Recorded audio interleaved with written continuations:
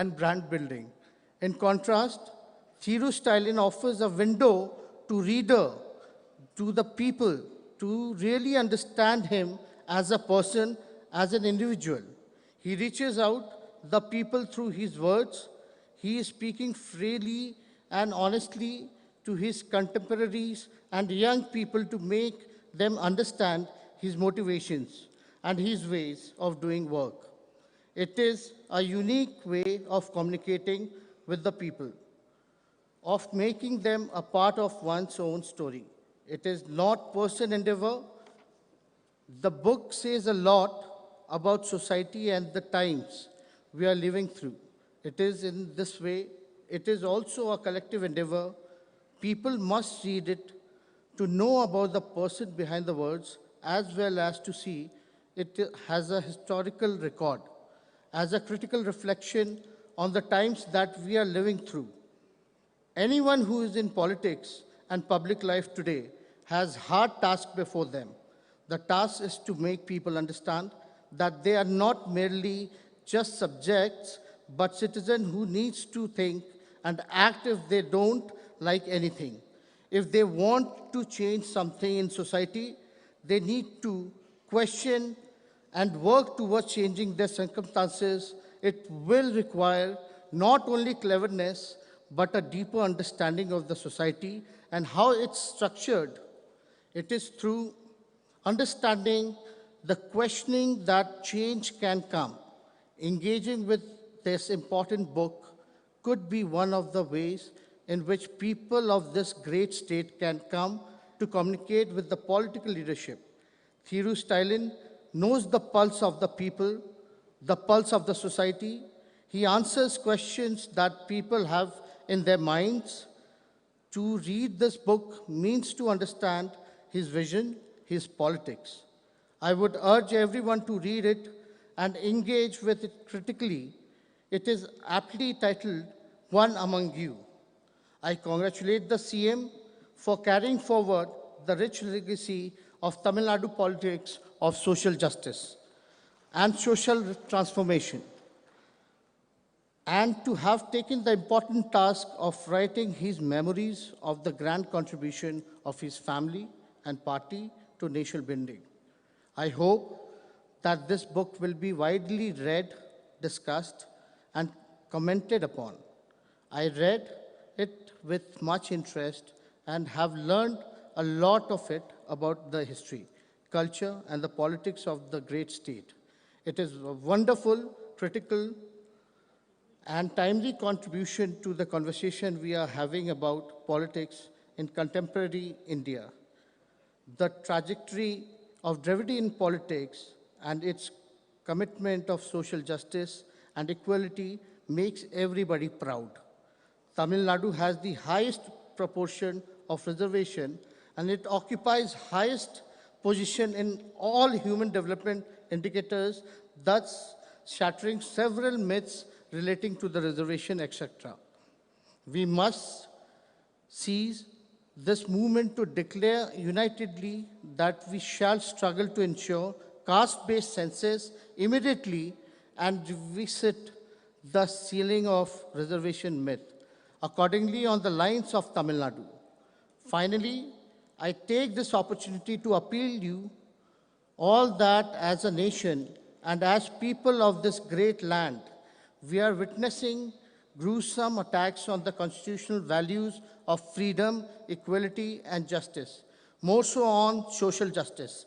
We must understand that while recording these attacks, history shall name the perpetrators, but it shall also not spare us if we do not fight, resist collectively. Let us go back from here with this solemn resolve and pledge. Thank you very much. Jai Hind. We wholeheartedly thanking you for your special address, sir. இலக்கிய உலகத்தில் அரை நூற்றாண்டாக சிகரத்தில் வீற்றிருக்கும் திரு கவி பேரரசு அவர்களை வாழ்த்துரை வழங்க அன்புடன் அழைக்கிறோம்.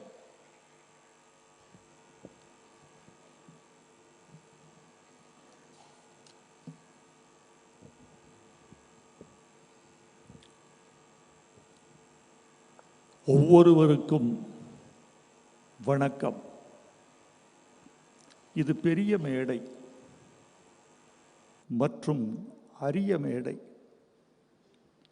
ஒரு மேடை பெருமை உருவது அலங்காரத்தால் அல்ல, மீள அகலங்களால் அல்ல. ஒரு மேடையின் பெருமை என்பது அதன் உள்ளடக்கம் மற்றும் உரையாற்றும் பெருமக்கள். இந்த மேடையை பார்க்கிறேன், வியந்து நிற்கிறேன். இது கிடைத்தற்கரிய மேடை. யார் யார் அமர்ந்திருக்கிற ஆளுமைகள் என்று பார்த்தால் இந்தியா தன் புருவங்களை உயர்த்தி பார்க்கும். இந்தியாவின் தேசிய நட்சத்திரம் ராகுல் காந்தி அவர்கள், கேரளத்தின் முதலமைச்சர் பினராயி விஜயன் அவர்கள், முன்னாள் முதலமைச்சர் உமர் அப்துல்லா அவர்கள், இளம் தலைவர் தேஜஸ்வி அவர்கள், அமைச்சர் துரைமுருகன் அவர்கள், நாடாளுமன்ற உறுப்பினர்கள் அண்ணன் TR பாலு அவர்கள், கனிமொழி கருணாநிதி அவர்கள், என் இனிய சகோதரர் சத்யராஜ் அவர்கள், இத்தனை பெருமக்களால் இந்த மேடை உயர்ந்து நிற்கிறது. இந்த மேடை, இவ்வளவு பெரிய மேடையில் எங்கள் தமிழ்நாட்டு முதலமைச்சர், முன்னேறும் சூரியன் மு.க. ஸ்டாலின் அவர்கள் தான் எழுதிய சுயசரிதையை தேசிய அடையாளங்களோடு வெளியிடுகிறார். ஒரு மாநிலத்தின் முதலமைச்சர், இந்த மாநிலத்தின் கதை, ஆனால் தேசிய அடையாளத்தோடு வெளியிடுகிறார். இத்தனை பெருமக்களை ஒன்று திரட்டி நிலாவையும் வானத்து மீனையும் காற்றையும் நேர்பட வைத்தாங்கே, குலாவும் அமுத குழம்பை குடித்தொரு கோல வெறி படைத்தோம், உலாவும் மனச்சிறு புள்ளினை எங்கடும் ஓட்டி மகிழ்ந்திடுவோம் என்று ஒரு மகாகவியன் சொன்னது மாதிரி நிலாக்களையும் நட்சத்திரங்களையும் ஒரு மேடையில் கூட்டி வைத்திருக்கிறார். எப்படி இந்த ஆளுமை இவருக்கு எப்படி ஏற்பட்டது? இந்த சிந்தனை எப்படி முளைத்தது? இன்று நேற்று வந்த சிந்தனையா? இல்லை. இந்த நூலை படித்தால் எனது இந்த கேள்விக்கு விடை கிடைக்கும். நீங்கள் ஒவ்வொருவரும் இந்த நூலை வாசியுங்கள். இந்த நூலை முழுக்க வாசிக்க முடியவில்லை என்றாலும் முதலமைச்சர் மு.க. ஸ்டாலின் எழுதியிருக்கும் அந்த முன்னுரையை மட்டும் மனப்பாடம் செய்து தமிழ்நாட்டு பேச்சாளர்கள் மேடைகளில் ஒப்புவியுங்கள். இந்த விஷயம் சாதாரணமாக ஒரு நாளில் தோன்றியதல்ல. 1970 பேரறிஞர் அண்ணாவின் பிறந்த நாளை ஓர் இளைஞன் கொண்டாடுகிறார். அந்த மேடைக்கு யார் யார் வர வேண்டும் என்று அந்த இளைஞன் தீர்மானிக்கிறார். தமிழ்நாட்டு முதலமைச்சர் முத்தமிழறிஞர் கலைஞர், ஆந்திராவின் முதலமைச்சர் பிரம்மானந்த ரெட்டி, புதுச்சேரியின் முதலமைச்சர் ஃபாரூக், இந்த 3 பேரையும் ஒன்று கூட்டி ஒரு மேடையில் 3 முதலமைச்சர்களை மொத்தமாக்கி அந்த 17 வயது இளைஞன் விழா நடத்தினார். அந்த 17 வயது இளைஞனுக்கு பெயர் முத்துவேல் கருணாநிதி ஸ்டாலின் என்ற இதே முதலமைச்சர். இவருக்கு பிறவி குணம் செயல்படுவது, சிந்திப்பது, விரிந்து உரையாடுவது, களம் காண்பது என்பதெல்லாம் அவருக்கு பிறந்த குணம், உதிரத்தில் ஊறிய குணம். அண்ணா, பெரியார், கலைஞர் என்ற 3 பேருடைய ஆளுமைகளையும் தனக்குள் வாங்கி நடைபோட வேண்டும் என்ற வேகம் அவருக்கு இருக்கிறது. போதிக்க பிறந்த காலம் முடிந்து சாதிக்க பிறந்த யுகத்துக்கு இந்த 69ஆம் வயதில் மு.க. ஸ்டாலின் அவர்கள் எட்டு வைக்கிறார். கடந்த 9 மாதங்களில் தமிழ்நாட்டை இந்த இந்தியாவே அண்ணாந்து பார்த்து கொண்டிருக்கிறது. எப்படி சாதனைகள் ஒன்றா இரண்டா? அந்த சாதனைகளை சொல்வதற்கு நான் கலைஞரின் ஓமையைத்தான் கடன் வாங்க வேண்டியிருக்கும்.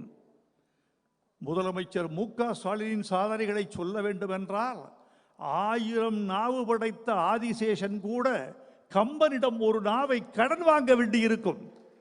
ஒரு நாள் பார்த்தால் பெண்களுக்கு இலவச பயணம், மறுநாள் பார்த்தால் பெட்ரோல் விலை குறைப்பு, ஒரு நாள் பார்த்தால் 7.5 இடஒதுக்கீடு, மறுநாள் பார்த்தால் இலவச கட்டணம், ஒரு நாள் இந்தியாவிலேயே உயர்ந்த பொருளாதார ஆலோசனை குழு, மறுநாள் ஆலயத்திலே தமிழ், அர்ச்சகர்கள் நியமனம், இப்படி தினந்தோறும் ஒரு புதிய சாதனை. நேற்று ஓடிய தண்ணீர் இன்று ஓடிக்கொண்டிருந்தால் அதன் பெயர் நதி அல்ல.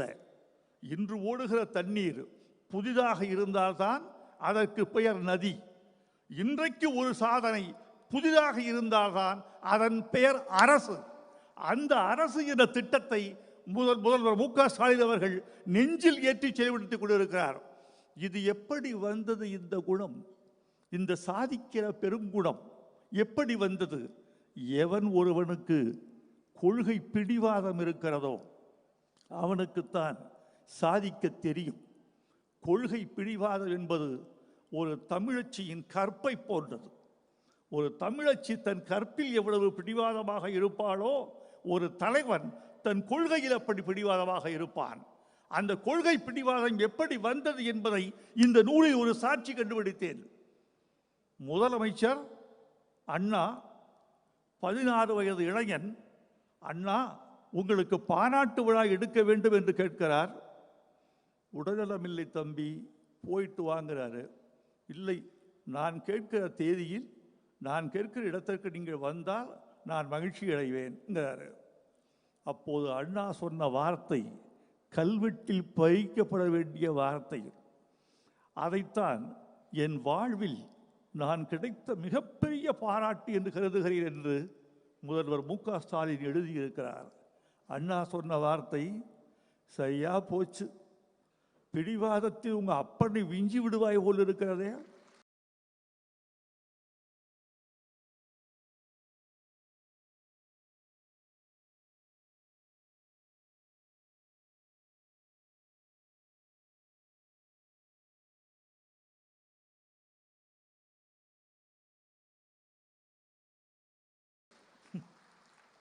இது அண்ணா சொன்னது. அண்ணா சொன்ன அந்த பிடிவாதம் தான், கொள்கை பிடிவாதம் தான் இவரை இந்த உயரத்திற்கு கொண்டு வந்திருக்கிறது என்று நான் நினைக்கிறேன். இன்னொன்று, என்னை போன்றவர்கள் அவரை பக்கத்தில் இருந்து நேசிப்பதற்கும் அவரை மதிப்பதற்கும் இவரை உயர்த்தி பிடிக்க வேண்டும் என்று கருதுவதற்கும் உரிய மிக முக்கியமான காரணம் அவரது மொழிப்பற்று. அந்த மொழிப்பற்று என்பது ஒரு நாளில் இரு நாளில் வந்ததல்ல. அவர் ரத்தத்தில் ஊறிய குணம், இதயத்தின் துடிப்பின் ஓசை இருந்த தமிழ் பற்று கேட்டுக்கொண்டே இருக்கிறது. திராவிட இயக்கத்தினுடைய கொள்கைகள் ஒவ்வொரு தலைமுறைக்கும் கடத்தப்பட்டு கொண்டே வருவதற்கு காரணம் கொள்கைதான், கொள்கை பிடிப்பு தான், மொழிப்பற்று தான், சுயமரியாதை தான், பகுத்தறிவு தான். இந்த கொள்கைகளை தாண்டித்தான் ஒரு நூற்றாண்டு பயணிக்கிறது. அவருடைய மொழிப்பற்று சாதாரணம் அல்ல. மீண்டும் நான் அவருடைய நூலுக்குள்ளே ஒரு சாட்சிக்கு போக வேண்டும் என்று விரும்புகிறேன். இங்கே தேசிய தலைவர்களெல்லாம் வந்திருக்கிறார்கள். நாங்கள் மொழியை ஏன் கொண்டாடுகிறோம் என்றால், மொழியை விட மாட்டோம் என்று சொல்கிறோம் என்றால், மொழி எங்களுக்கு வெறும் கருத்து விளக்க கருவி அல்ல. மொழி என்பது எங்களுக்கு ஒரு கருத்து விளக்க கருவி அல்ல. மொழி என்பது எங்களுக்கு எல்லை. மொழி என்பது எங்களுக்கு நாகரிகம். மொழி என்பது எங்கள் அடையாளம்.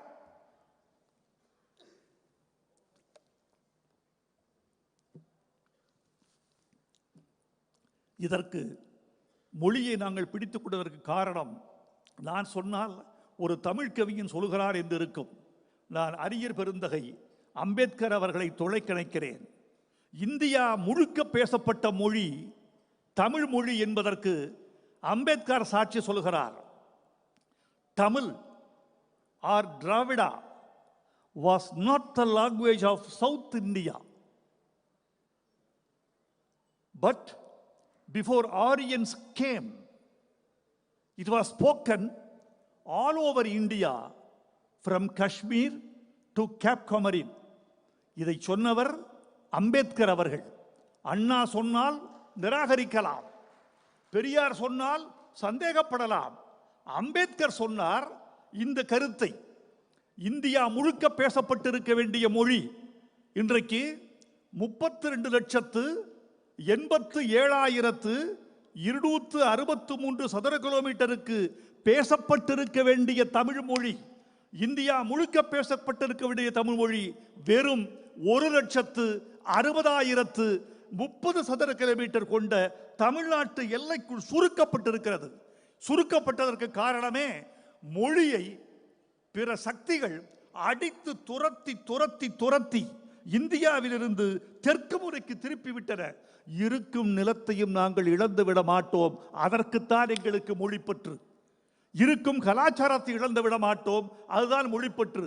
கோவை மாணவர் மாநாட்டில் 70 இதே இளைஞர் அன்று பேசுகிறார், என் தாய்மொழிக்காக நான் உயிரை கொடுக்கவும் தயார். மேடையில் கலைஞர் இருக்கிறார். என் தந்தைக்கு சில பிள்ளைகள் இருக்கிறார்கள், நான் ஒருவன் போனால் அவர் ஒன்றும் கவலைப்பட மாட்டார். இப்படி பேசி வந்த குடும்பம் தான் இன்று தமிழ்நாட்டை ஆளுகிறது. ஏதோ மேலோட்டமாக வந்தவர்கள் அல்ல, கொள்கையை உதிரத்தில் ஊற்றிக்கொண்டவர்கள் அவர்கள். அதனால்தான் இவ்வளவு பெரிய இயக்கத்தை அவர்கள் கட்டிக்காக்க முடிகிறது. நித்தம் ஒரு சாதனையை அவர்களால் புண்டிக்கொள்ள முடிகிறது. மிக முக்கியமான செய்தி தோழர்களே, இந்த திராவிட மாடல் என்பது ஒரு நூற்றாண்டு இயக்கம் கட்டி காத்த கொள்கையின் பிழிந்த வடிவம். திராவிட மாடல் என்பது என்ன என்று பல பேர் கேட்கிறார்கள். முதலமைச்சரே பதில் சொல்லியிருக்கிறார். எங்கள் சமூக நீதி, சுயமரியாதை, பொருளாதாரம், சமூகம், இந்த 4னுடைய உரிமைகள் சமமாக சமத்துவமாக இந்த மக்களுக்கு வழங்கப்பட வேண்டும் என்பதுதான் திராவிட மாடல். இந்திய தலைவர்களை பார்த்து கேட்கிறேன், இந்த திராவிட மாடல் தான் உங்களை ஒன்றுபடுத்தக்கூடிய சக்தியாக கூட நாளை திகழலாம். தென்னகத்திலே தோற்றுவித்த இந்த செய்தி ஏன் வடநாட்டையும் ஆளக்கூடாது? இது பொது. உங்களுக்கு பிடிக்கவில்லை என்றால் திராவிட என்ற வார்த்தையை சற்றே தள்ளி வைத்துக் கொள்ளி கூட நீங்கள் எங்கள் தமிழ்நாட்டு மாடல் என்று கூட எண்ணிக்கொள்ளலாம், சமூக மாடல் என்று கூட எண்ணிக்கொள்ளலாம். இந்தியா முழுக்க சமத்துவம் பரவுவதற்கு இந்த திராவிட மாடலை கட்டி அமைத்து கொடுத்த இளைஞர் நம்முடைய முதல்வர் மு க ஸ்டாலின் அவர்கள். இந்த நூலில் நான் பார்ப்பது என்ன தெரியுமா? நான் பெரியாரை, அண்ணாவை, கலைஞரை எண்ணி பார்க்கிற போது பெரியாரின் நீட்சி அண்ணா என்றும், அண்ணாவின் நீட்சி கலைஞர் என்றும் நான் கருதி கொள்கிறேன். மு க ஸ்டாலின் அவர்களை நான் எப்படி கருத வேண்டும் என்று கருதுகிறேன் என்றால், இந்த 3 பேரின் நீட்சி என்று சொல்வதை விட இந்த 3 பேரின் திரட்சியாக ஆசைப்படுகிறவர் என்று நீங்கள் புரிந்து கொள்ள வேண்டும். அதை நோக்கித்தான் பயணப்படுகிறார். இந்த நூலில் நான் நெஞ்சில் எழுதி அப்பிக்கொண்ட ஒரு சம்பவம் ஒன்று உண்டு. 5வது திமுக மாநாடு காஞ்சிபுரத்தில் நடக்கிறது. லட்சிய சுடரை ஏந்தி ஒரு இளைஞர் கூட்டம் சென்னையிலிருந்து தொடங்கி, அண்ணா சாலையில் தொடங்கி காஞ்சிபுரம் மாநாட்டுக்கு அந்த லட்சிய சுடரை ஏந்தி கொள்கிறது. காஞ்சிபுரத்தின் எல்லையிலிருந்து ஒரு இளைஞன் அந்த சுடரை தன் கையில் உயர்த்தி கொண்டு காஞ்சிபுரத்தின் நெடுஞ்சாலைகளில் வழியே ஓடுகிறார். ஓடி ஓடி அதை கலைஞரிடம், நாவலரிடம், பேராசிரியரிடம் அந்த இளைஞன் ஒப்படைக்கிறார். அப்படி தியாக சுடரை, திராவிட சுடரை ஒப்படைத்த இளைஞன்தான் இந்த தமிழ்நாட்டை ஆண்டு கொண்டிருக்கிற மு க ஸ்டாலின் அவர்கள் என்பதை நீங்கள் யாரும் மறந்துவிடக் கூடாது. நான் இப்போது திருப்பி பார்க்கிறேன். அந்த 3 பேரிடமும் நீங்கள் கொடுத்த திராவிட சுடரை இன்று 3 பேரும் சேர்ந்து உங்கள் வசம் கொடுத்திருக்கிறார்கள். ஏந்தி கொண்டு ஓடுங்கள். நீங்கள் செல்கிற திசையெல்லாம் இருள் கிழியட்டும். நீங்கள் செல்கிற திசையிலெல்லாம் ஒளி பரவட்டும். நீங்கள் செல்கிற திசையிலெல்லாம் அக்னி தெரிக்கட்டும். ஓடிக்கொண்டே இருங்கள். இது கலைஞருக்கு ஒரு நெஞ்சுக்கு நீதி, கலைஞரின் நீட்சியாக விளங்குகிற மு க ஸ்டாலின் அவர்களுக்கு உங்களில் ஒருவன் ஒரு நெஞ்சுக்கு நீதி. வாழ்க நீங்கள், வளர்க உங்கள் தொண்டு, உங்கள் எழுத்து தொடர வேண்டும். 6 பாகம் எழுதினார் கலைஞர் அவர்கள். அதை தாண்டி நீங்கள் 7 பாகம் எழுத வேண்டும். உங்களுக்கு இயற்கை நீண்ட ஆயுளையும் நிறைந்த சக்தியையும் கொடுக்கட்டும் என்று வாழ்த்தி விடைபெறுகிறேன். நன்றி, வணக்கம். இனிய வாழ்த்துரைக்கு நன்றி ஐயா. முத்தமிழறிஞருக்கும் இவரது குடும்பத்தினருக்குமான தொடர்பு 3 தலைமுறைகளை கடந்து நிற்கிறது. தேசத்தின் உச்சத்திலிருந்து சீரும் சிங்கங்களாய் வலம் வரும் அப்துல்லா குடும்பத்தின் வாரிசு திரு உமர் அப்துல்லா அவர்களை வாழ்த்துரை வழங்க அன்புடன் அழைக்கிறோம். We proudly welcome Lion of Kashmir, Thiru Umar Abdullah, to deliver his special address.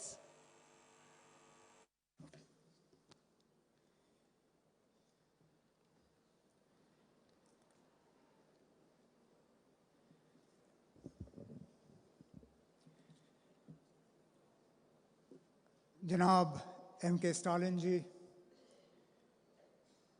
Janab Vijayan ji, Janab Rahul Gandhi ji, Janab Tejasvi Yadav ji, Janab T.R. Balu ji, Janab Durai Murugan ji, Mohtarma Kanimozi Karunanidhi Saiba, dignitaries on the dais, assembled ladies and gentlemen, Vanakkam and Adab.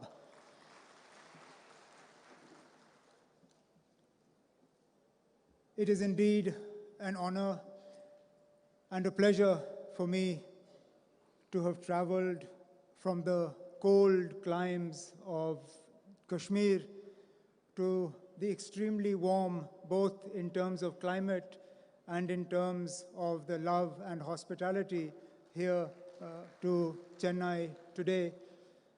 Srinagar, just to give you an idea, had snowfall 2 days ago. Last night, the temperature was -2. Today here in Chennai, I arrive and it is 35 degrees. So you'll understand why it's a little on the warm side. But more than the temperature, I'm here because of the warmth that exists in your hearts, and particularly in the heart of our host, the Honorable Chief Minister of Tamil Nadu, Shri Stalinji, and I'll come to that. But first and foremost, I would like to congratulate him for the release of his autobiography, One Among Us. It is indeed an apt title for a book written by someone who has shown that he is indeed one amongst you, one amongst us, one amongst the people of Tamil Nadu. And he's not there by virtue of name. He's not there by virtue of inheritance. He's there by virtue of work. He's there by virtue of commitment. He's there by virtue of a track record. You don't become one amongst us because you are born to a particular family. Being one amongst a family opens a door for you, but it doesn't keep the door open.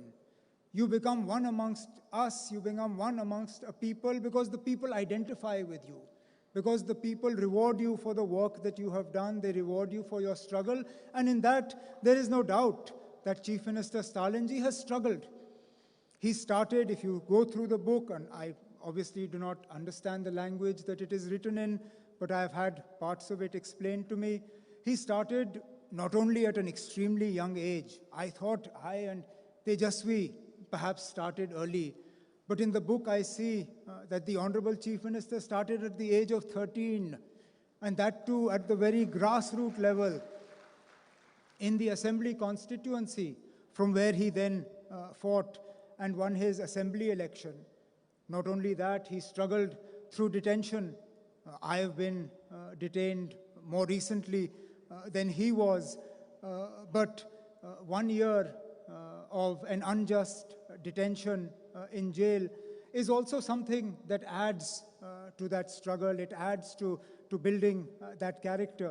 And then, of course, his commitment to social justice, his commitment to empowering the people of Tamil Nadu, to ensuring that development reaches to every corner of his state is perhaps best exemplified and best explained in the recent victory of the party he heads, of the DMK, in the urban local body elections in Tamil Nadu, which the party swept and swept in such a resounding manner that even As far as Jammu and Kashmir, we were reading that the DMK made inroads into parts of Tamil Nadu that traditionally had never voted for the DMK, but voted for the first time, this time for the DMK, looking at the commitment of the party to social justice, to empowering people, and that, I believe, is why when he chooses the title of his book, One Amongst Us, it is not an exaggeration.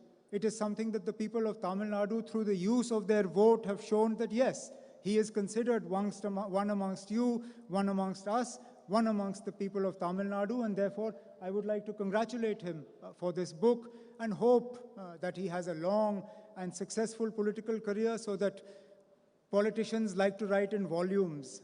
We don't like to write just one.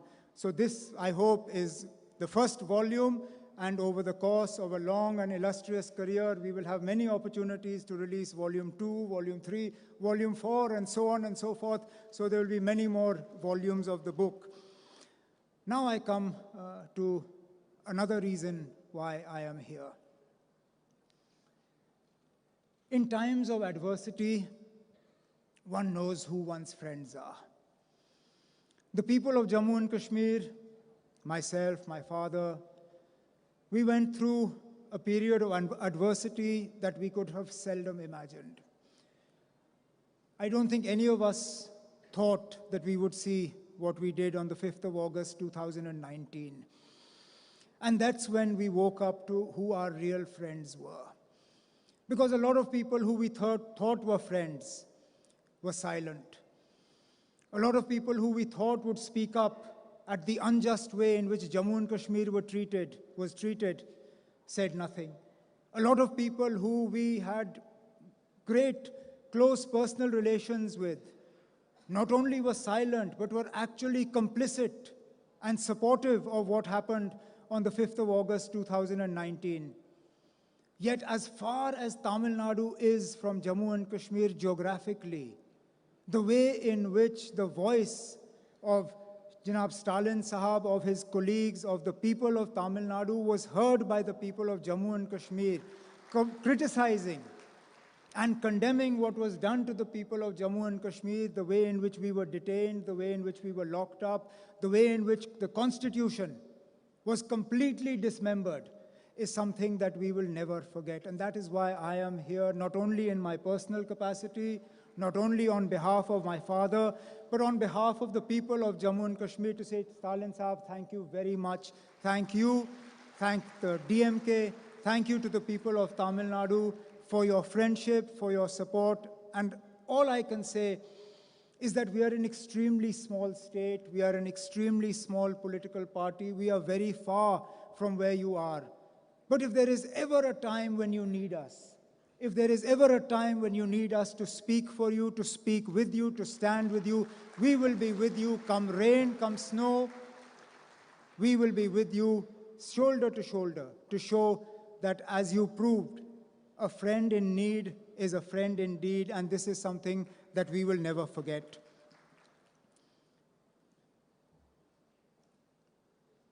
Our nation stands at a crucial juncture today. The very idea of what we stand for faces an onslaught. Today we are told that we no longer have a right to choose, that somehow the freedom to choose is not ours to enjoy. Whether it is the freedom to choose whether to follow a religion or not, and if to follow a religion, then how much of it to follow. Even that today must be dictated to us. As an individual, I believe that it was my right to choose. As a Hindu, I should be able to choose whether I want to wear saffron robes or not, whether I want to sport a tilak or not. As a Sikh, I believe that it is my right to choose whether to tie a turban or not. As a Muslim, I believe it is my right to choose whether to wear a cap or sport a beard, or wear a burqa or a skull or a scarf or a hijab. Because that as an individual is between me and my God. Yet for some reason today in this country that we call India, that choice, that freedom is to be denied to us. The freedom to choose what language I wish to speak, whether I wish to speak to my people in Kashmiri, in Urdu, in Hindi, in Tamil, in English. Somehow I am being told that that choice, that freedom, threatens the idea of India. How I choose to dress, whether I wear a veshti, whether I wear a kurta pajama, whether I wear jeans or a t-shirt, that somehow that choice, that freedom, that offends the idea of India. But to my mind, it is that very freedom, that very choice, that is the idea of India. The diversity of India. The diversity of India, north to south, east to west, that allows me to choose where I live, how I live, what I eat, what religion I follow, what I wear. That is the idea of India. And if that choice is taken away, then that idea of India is being taken away from me. And it is that idea of India that we must protect. India is too large a country for some homogeneous idea of India to prevail on everybody. It is a similar onslaught in the idea of what allows the government of India, how you govern a country as diverse as India. India as a federal unit is enshrined in our constitution. Yet there is a continuous onslaught on the powers of the state to decide for themselves what is in the interests of the people of Tamil Nadu, of Kerala, of Jammu and Kashmir.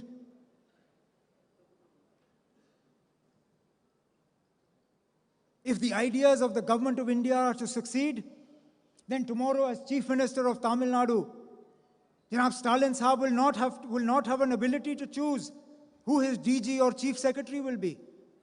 The Chief Minister of Kerala will be sitting and chairing a cabinet meeting, and suddenly a call from Delhi will come and his Chief Secretary will be removed. Is this the idea of what a federal structure looks like? Is this respect for states? Is this how we are going to strengthen the idea of India? By disempowering people?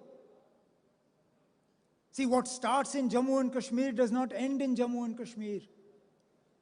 The experiments of Jammu and Kashmir then get utilized in other parts of the country. So I'm here not just as a victim of what has been done, but as a warning of what can be done. My state was divided into two parts and reduced to a union territory without the consent of the people of Jammu and Kashmir. They were not asked whether this is something they wanted.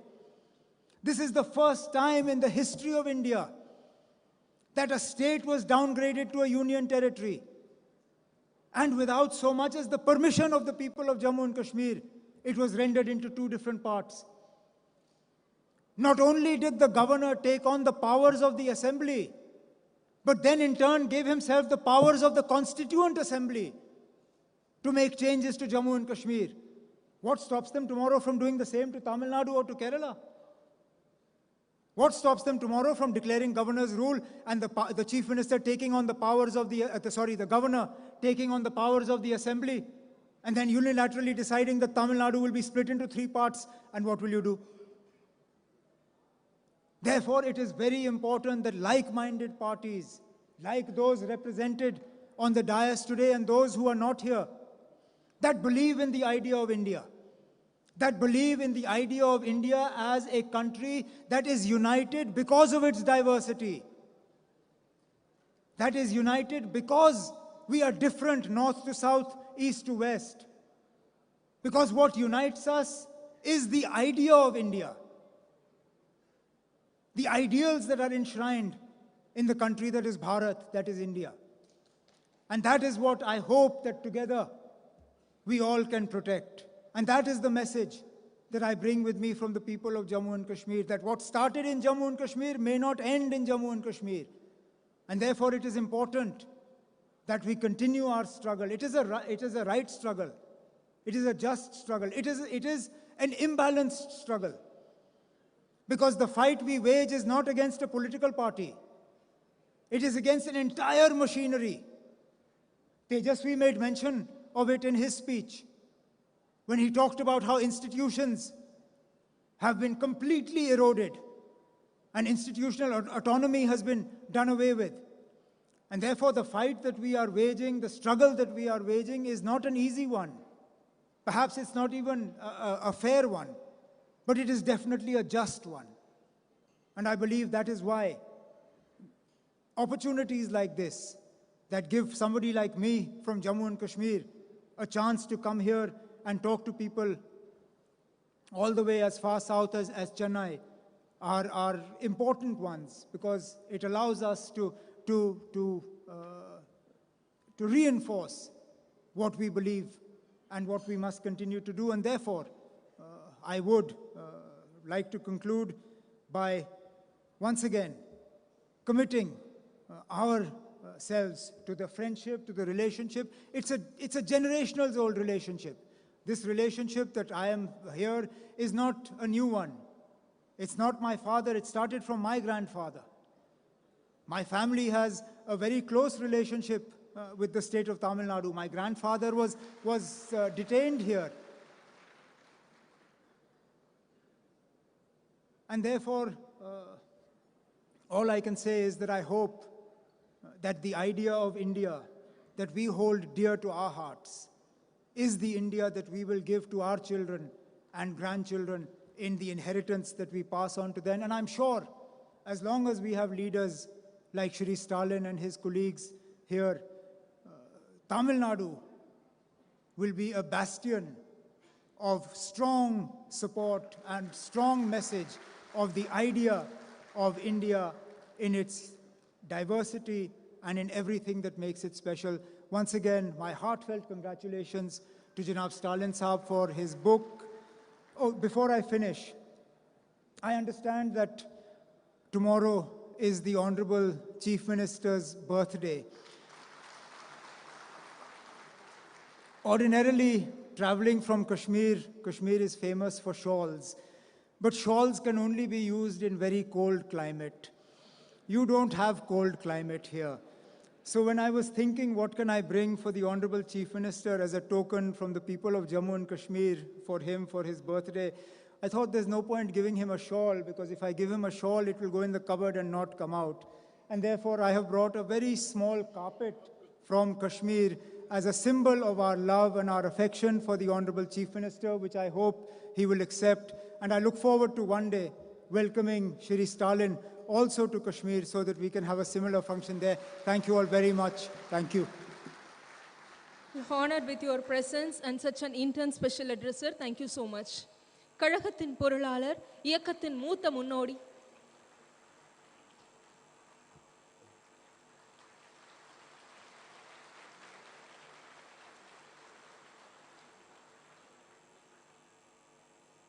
Thank you, sir. தற்போது கழகத்தின் பொருளாளர், இயக்கத்தின் மூத்த முன்னோடி, நாடாளுமன்ற திமுக குழு தலைவர் மாண்புமிகு திரு TR பாலு MP அவர்களை முன்னிலை உரை வழங்க அன்புடன் அழைக்கிறோம். விழா நாயகன் மாண்புமிகு தமிழக முதல்வர் எங்கள் ஆருயிர் தளபதி அவர்களே, நிகழ்ச்சியில் தலைமையேற்று நடத்தி கொண்டிருக்கின்ற எங்கள் அன்புக்குரிய அண்ணன் மாண்புமிகு அமைச்சர் கழகத்தின் பொதுச் செயலாளர் துரைமுருகன் அவர்களே, விழாவில் முதல் நூலை வெளியிட்டு சிறப்பித்துக் கொண்டிருக்கின்ற அன்புக்குரிய இந்திய திருநாட்டினுடைய காங்கிரஸ் இயக்கத்தினுடைய முன்னாள் தலைவர் மரியாதைக்குரிய ராகுல் காந்தி அவர்களே, விழா சிறப்புரையாற்ற வருகை தந்துள்ள என் அன்புக்குரிய மாண்புமிகு கேரள முதல்வர் பினராயி விஜயன் அவர்களே, முன்னாள் காஷ்மீர் முதல்வர் அருமை நண்பர் ஒமர் அப்துல்லா அவர்களே, பீகார் மாநில எதிர்க்கட்சித் தலைவர் அன்புக்குரிய நண்பர் தேஜஸ் யாதவ் அவர்களே, வரவேற்பாற்றிய அன்பு சகோதரி கனிமொழி எம்பி அவர்களே, இந்த நிகழ்ச்சியை சிறப்பித்துக் கொண்டிருக்கின்ற என் அன்புக்குரிய சகோதரி மல்லிகா மாறன் அவர்களே, திருமதி மல்லிகா மாறன் அவர்களே, அன்புக்குரிய அண்ணன் முரசொலி செல்வம் அவர்களே, அன்புக்குரிய சகோதரி துர்கா ஸ்டாலின் அவர்களே, என் ஆரியூர் தம்பி உதயநிதி ஸ்டாலின் அவர்களே, நிகழ்ச்சியிலே கலந்து கொண்டிருக்கின்ற அருமை அண்ணன் வைரமுத்து அவர்களே, அன்புக்குரிய நடிகர் சத்யராஜ் அவர்களே, அனைத்து தோழமை கட்சிகளினுடைய தலைவர்களே, கழக மாவட்ட செயலர்களே, பாராளுமன்ற சட்டமன்ற உறுப்பினர்களே, பெரியவர்களே, தாய்மார்களே, உங்கள் அனைவருக்கும் என்னுடைய பணிவான வணக்கங்களை முதலிலே தெரிவித்துக் கொள்கிறேன். ஒரு நிமிஷம் ஆயிடுச்சு, இன்னும் ஒரு நிமிஷம் தான் இருக்குது. காந்தி கவலைப்படாது, ஒரே ஒரு நிமிஷம் தான் இருக்குது. இந்த ஒரு நிமிடத்தில் என்ன பேசுறது? எனக்கு முன்னாலே பேசிய 2 பேர் பேசினாங்க.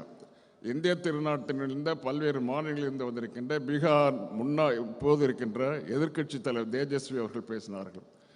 அதற்கு பிறகு காஷ்மீர் முன்னாள் முதல்வர் ஒமர் அப்துல்லா பேசினாங்க. 2 பேருமே இளம் தலைவர்கள். இந்த 2 தலைவர்களுடைய மனதில் இருக்கின்ற அழுத்தங்கள் எவ்வளவு என்பதை நீங்கள் நன்றாக புரிந்து கொண்டீர்கள். தேஜஸ்வி பேசும்பொழுது கடைசியிலே பேசினார், நான் கவலைப்படுகிறேன், ஒரு கலெக்டிவாக எல்லோரும் ஒற்றுமையாக இருந்து நாம் போரிட தவறி விடுகிறோம் என்று கடைசியிலே முடித்தார். ஒமர் அப்துல்லா பேசின நேரத்தில் சொன்னார், இந்த நாட்டில் இருக்கின்ற எல்லோருக்கும் சுதந்திரம் இல்லை, மத சுதந்திரம் இல்லை, கலாச்சார சுதந்திரம் இல்லை, பண்பாடு சுதந்திரம் இல்லை. என்னுடைய நாடு, என்னுடைய மாநிலம் பிரித்து போடப்படுகிறது. அதற்கு காரணம் இந்த நாட்டில் இருக்கின்ற மிகப்பெரிய பெரும்பான்மை உள்ள மதச்சார்புள்ள மதத்தை வைத்துக்கொண்டு இந்த நாட்டை பிரிவினை சக்திகள் இன்றைக்கு கையாண்டு கொண்டிருக்கின்ற நிலையை அவர் தெளிவாக எடுத்து சொல்லிவிட்டு போனார். பாராளுமன்றத்தில் எங்களுடைய அன்பு தலைவர் தளபதி அவர்கள் சொல்லியபடி நாங்கள் இவர் என்ன கருத்து சொன்னாரோ அதெல்லாம் எடுத்து சொல்லியாச்சு. யாரும் கேட்க மாட்டாங்க. என்ன கேட்கறது என்ன சான்ஸ் இருக்குது? 303 பேர் இருக்காங்க. இந்த 303 பேர் அவங்கள ஜெயிக்க விட்டது யாரு? இதைத்தான் நான் நிறைய நேரம் பேச முடியாது, மிகவும் டைம் கன்சென்ட் ரொம்ப அதிகமாக இருக்குது. இந்த ஒரு நிமிஷத்தில் பேச விரும்புகிறேன். என்ன அந்த ஆளுங்கட்சிக்கு என்ன தகுதி இருக்குது, யோக்கியதை இருக்கிறது என்று நீங்கள் கேட்கலாம். 303 பேர் இருக்கிறாங்களே நீங்க சொல்லலாம். ஆனால் ஒன்று, இந்த 303க்கு ஒட்டுமொத்தமாக அவர்கள் பெற்ற வாக்கு எண்ணிக்கை எவ்வளவு? வாக்கு சதவிகிதம் எவ்வளவு? 37%. 37% கொண்ட வாக்குரிமை பெற்றவர்கள் இந்த நாட்டை ஆண்டு கொண்டிருக்கிறார்கள். 303 உறுப்பினர்களை கொண்டு 63% கொண்ட இந்த நாட்டில் இருக்கின்ற எதிர்க்கட்சிகள், இங்கே உட்கார்ந்து இருக்கின்ற எதிர்க்கட்சி தலைவர்களுக்கெல்லாம் சொல்லிக் கொள்ள விரும்புகிறேன், இன்று ஒன்று கூடுகிறீர்கள். தென்னகத்திலே என்னுடைய அன்பு தலைவர் தளபதி அவர்களுடைய முன்னிலையில், அவருடைய தலைமையில் இன்றைக்கு ஒன்று கூடியிருக்கிறீர்களே, இந்த நிலை மேலும் மேலும் அதிகரிக்க வேண்டும். 1996 போல, 2004 போல எல்லா அன்றைக்கு இருந்த கட்சிகளை விட இன்னும் சில நண்பர்களை சேர்த்து கொண்டு ஒற்றுமையாக நீங்க போரிட்டால்தான் திராவிட மாடல் அரசியல், எங்களுடைய அன்பு தலைவர் தளபதி அவர்கள் இன்றைக்கு முன்மொழிந்திருக்கிறாரே, அந்த திராவிட மாடல் அரசியல், மாநில சுயாட்சி, மதச்சார்பின்மை, இந்த மதச்சார்பையும் மாநில சுயாட்சியும் சமூக நீதியோடு கலந்து எல்லாம் சேர்ந்த கலவை தான் திராவிட மாடல். இந்த திராவிட மாடல் ஐயா வைரமுத்து அவங்க சொன்னாங்க, திராவிட மாடல் சொல்லுங்க, எந்த வேணாலும் சொல்லுங்க, ஆனால் திராவிட மாடல் சொல்லுங்க, தமிழ்நாட்டு மாடல் எது வேணாலும் சொல்லுங்க. இது தளபதி அவர்களை முன்னிறுத்தி இன்றைக்கு திராவிட மாடல் அரசியல் சமூக நீதியினுடைய தலைவராக சமூக நீதி இயக்கத்தை இன்றைக்கு தோற்றுவித்திருக்கின்ற எங்களுடைய அன்பு தலைவர் தளபதி அவர்கள் தலைமையில் ஒன்று கூட வேண்டும் என்று நான் சொல்லவில்லை.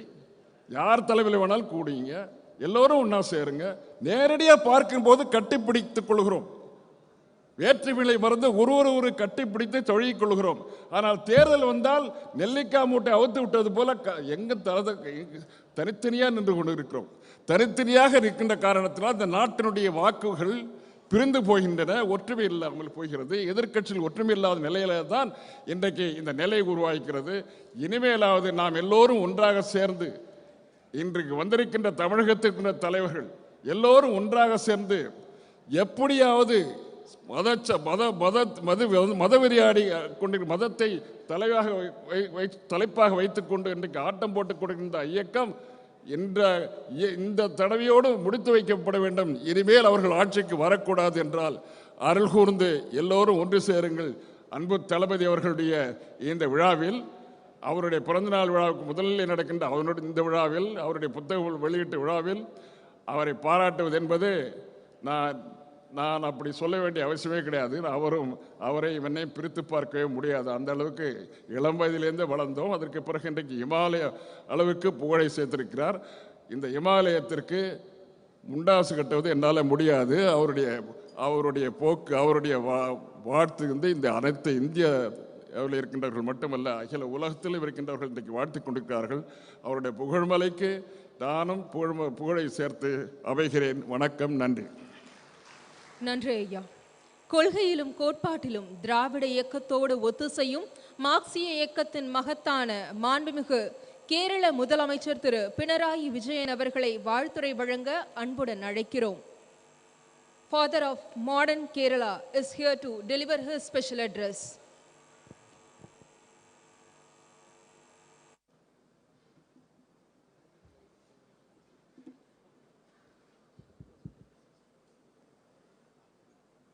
Dear sisters and brothers, it gives me immense pleasure to be with you all here today at the book release of Thiru Stalin Avargal's autobiography, Ungalil Oruvan. As a Malayali, I am extremely happy to be here because Kerala and Tamil Nadu have had warm ties that span millennia. Malayalis and Tamilians are children of the same soil. We are brothers and sisters. Thiru Stalin Avargal has always been keen to ensure that our fraternal bonds are further strengthened. In all matters regarding both states, he has tried to ensure that the interests of both Kerala and Tamil Nadu are secured. On behalf of Keralites, our government has also tried to ensure the same. I hope that our people's relationship as siblings can be enriched further so that the people of our country benefit. To me, this book release ceremony is a means to ensure that, along with paying respects to the man of letters that Thiru Stalin Avargal is. Ever since its inception, the Dravidian movement has played a key role in questioning dominant narratives and championing the cause of the marginalized and regions. It has also stood against superstitions and malpractices as a torchbearer of logic, reason, and scientific temper, protecting and strengthening the multicultural and plural outlook of the Indian society, and enriching mother tongues have also been primary concerns of the Dravidian movement. In some senses, this glorious legacy of Dravidian politics mirrors the Renaissance movements that had emerged in various parts of our country. As far as the DMK is concerned, it has been committed to take this heritage forward. Much like it had in Kalaignar Karunanidhi, in Thiru Stalin Avargal, the DMK has an able and seasoned leader who has risen from within the ranks of the party and can take it forward, battling the present challenges that our polity and society face. He spent several years as a youth leader before becoming a state-level leader and ultimately taking over the reins of the party. Even as an elected representative, he started right from the grassroots in the Chennai Corporation. Later on, it was after stints as the Minister for Municipal Administration and Rural Development, Deputy Chief Minister, and the leader of opposition, that he assumed the chief ministership of Tamil Nadu. His vast experience in standing with the people at different levels is certainly being reflected in his leadership today, which reminds us of his illustrious father's inimitable style.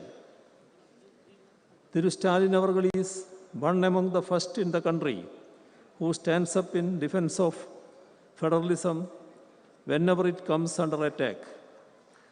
When the rights and powers of states are sought to be trampled upon, he stands unflinchingly to secure them. When India's different cultures, languages, and faiths are belittled and sidelined, he is unequivocal in championing them. Such is his deep sense of commitment to our pluralism, federalism, secularism, and constitution. We are in times when we should stand united for them and in defense of our democracy. Only then can we ensure that the communal and authoritarian powers that hold sway in our country today give way to the progressive, secular, and democratic powers that ought to hold sway if India is to remain free and fair for all its citizens. I am sure that he will continue to fight for the same in the times to come too. Both Thiru Stalin Avargal and I had been imprisoned under draconian laws and tortured during the emergency. As people who have been deprived of our basic freedoms for standing up against injustices, fighting for the freedom of those who have been oppressed by the system comes naturally to us. This has been reflected in his interventions for the backward communities and students. He has been in the thick of coordinating the fight against those who are misusing the system to divide us and oppress us. And in that joint fight, he has displayed statesmanship by bringing more allies into its fold and accommodating them based on ground realities. In the first part of Thiru Stalin Avargal's autobiography, Ungalil Oruvan, that is being released today. It is a detailed account of the first 23 years of his life, right from his birth to his incarceration during the national emergency.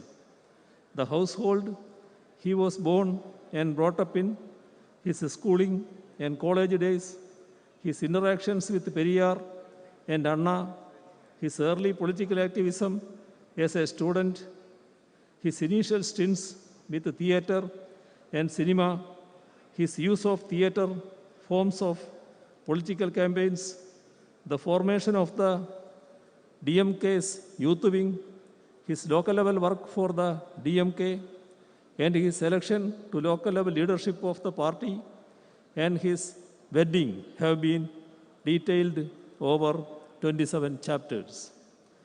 Ungalil Oruvan is not simply an account of the personal life of Thiru Stalin Avargal. It is a first-hand account of the social and political history of the state of Tamil Nadu. It gives us a glimpse of the literacy and cultural activism that is intertwined with Dravidian politics. It gives us an insider's take on how Dravidian politics made inroads into the youth and students of Tamil Nadu. It offers insights on the idea of self-respect, a cornerstone of the Dravidian movement. It delves into the struggles organized to protect one's mother tongue and freedom as well, with the churnings in India's polity and society during the 1960s and 70s. Let me conclude by reciting the Sikh poet Tiruvallur. Let me remember Tiruvallur, a man with a loving heart belongs to another person. I am quoting Tiruvallur. A man with a loving heart belongs to another person. Love allows him to extend life beyond its limits. If you go through this autobiography, I am sure you will find a great man who has immense concern for his fellow beings. His love, concern, and affection towards the people truly get reflected in this book. Without an iota of doubt, I can say that Thiru Stalin Avargal belongs not just to him alone, but to the society as a whole. It is against this backdrop that the title of the book, Ungalil Oruvan, becomes meaningful in every sense. As someone who has always tried to read as many books as possible, I can undoubtedly say that I am eagerly waiting for the subsequent parts of Ungalil Oruvan. Part 1 certainly provides a sneak peek into what is to follow. By reading this book, one will be touching the man, Thiru Stalin Avargal. I hope that this autobiography, which makes a good read, will be well received by the public.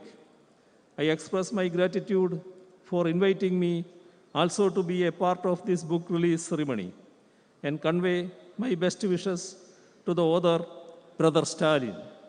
I gather that it is his birthday tomorrow. Let me also extend advance birthday greetings to him. Thank you. தங்கள் வாழ்த்துரைக்கு மிக்க நன்றி ஐயா. மாணவ பருவகாலம் முதல் இயக்கம் வளர்த்த முன்னோடி கழகத்தின் பொதுச் செயலாளர் மாண்புமிகு திரு துரைமுருகன் அவர்களை தலைமை உரையாற்ற அன்புடன் அழைக்கிறோம்.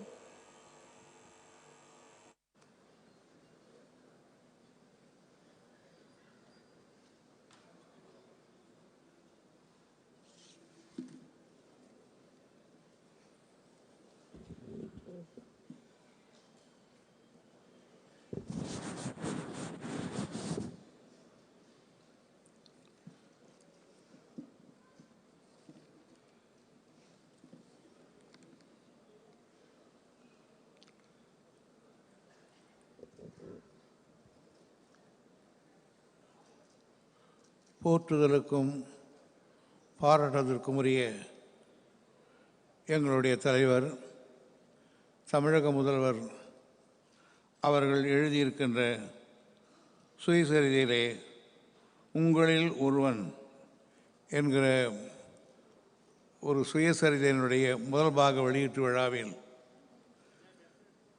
கலந்து கொண்டிருக்கக்கூடிய நன்றி உரை ஆற்ற இருக்கிற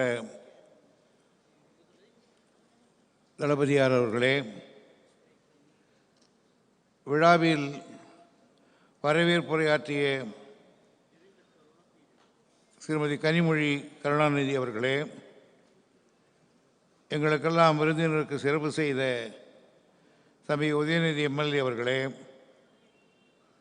புத்தகத்தை அருமையாக வெளியிட்ட பூம்புகார் பதிவத்தார் அவர்களே, உரையாற்றி அமர்ந்திருக்கக்கூடிய நடிகர் சகோதரர் சத்யராஜ் அவர்களே, மாண்புமிகு தேஜஸ்வி யாதவ் அவர்களே, அருமைமிகு கவிஞர் வைரமுத்து அவர்களே, காஷ்மீரத்து சிங்கம் வசீரே ஆசாம் அப்துல்லாவின் பேரன் மரியாதைக்குரிய உமர் அப்துல்லா அவர்களே, திராவிட முன்னேற்ற கழகத்தின் பாராளுமன்ற குழு தலைவர் கழக பொருளாளர் டிஆர் பால் அவர்களே, மாண்புமிகு கேரளத்து முதல்வர் பினராயி விஜய் அவர்களே, இறுதியாக உரையாற்ற இருக்கின்ற அகில இந்திய காங்கிரஸ் கட்சியினுடைய தலைவர்களில் ஒருவர் நம் மரியாதைக்குரிய ராகுல் காந்தி அவர்களே மற்றும் இந்த விழாவுக்கு அரங்கத்தில் இணைந்திருக்கின்ற சான்றோர் பெருமக்களே, உங்கள் அனைவருக்கும் முதற்கண் என்னுடைய நன்றி கலந்த வணக்கம். இந்த மாபெரும் விழாவில், சரித்திரம் படைக்கப் போகின்ற இந்த விழாவில், அந்த நூலை வெளியிடுகிற நிகழ்ச்சியில் எனக்கு தலைமை பொறுப்பை தந்த நூலாசிரியர் தளபதியார் அவர்களுக்கும், புத்தகத்தை வெளியிட்ட பூம்புகார் பத்திரிகைக்காரருக்கும் என் மனமார்ந்த நன்றியை, வணக்கத்தை நான் தெரிவித்துக் கொள்கிறேன். நம்முடைய தளபதி அவர்கள் 13 வயதிலே இருந்து நாளை காலையிலே பிறந்தநாள் காணப்போகிற வரையில் அவர் பல்வேறு விதமான பரிமாணங்களிலே மிளிர்ந்திருக்கிறார். 13 வயது மாணவனாக இருக்கிற பொழுது இளைஞரணி ஆக பரிமாணத்திலே திகழ்ந்தார். பிறகு இயக்கத்தில் செயல் வீரனாக திகழ்ந்தார். தமிழகமெங்கும் பேச்சாளராக திகழ்ந்தார். நாடக நடிகனாக திகழ்ந்தார். சினிமா நடிகனாக திகழ்ந்தார். மேயராக திகழ்ந்தார். எம்எல்ஏவாக திகழ்ந்தார். அமைச்சராக திகழ்ந்தார். துணை முதல்வராக திகழ்ந்தார். செயல் தலைவராக திகழ்ந்தார். தலைவரானார். இன்றைக்கு முதல்வராக இருக்கிறார். இத்தனை பரிமாணங்களை இந்த வயதுக்குள் எடுத்தவர் நம்முடைய தளபதி அவர்கள்.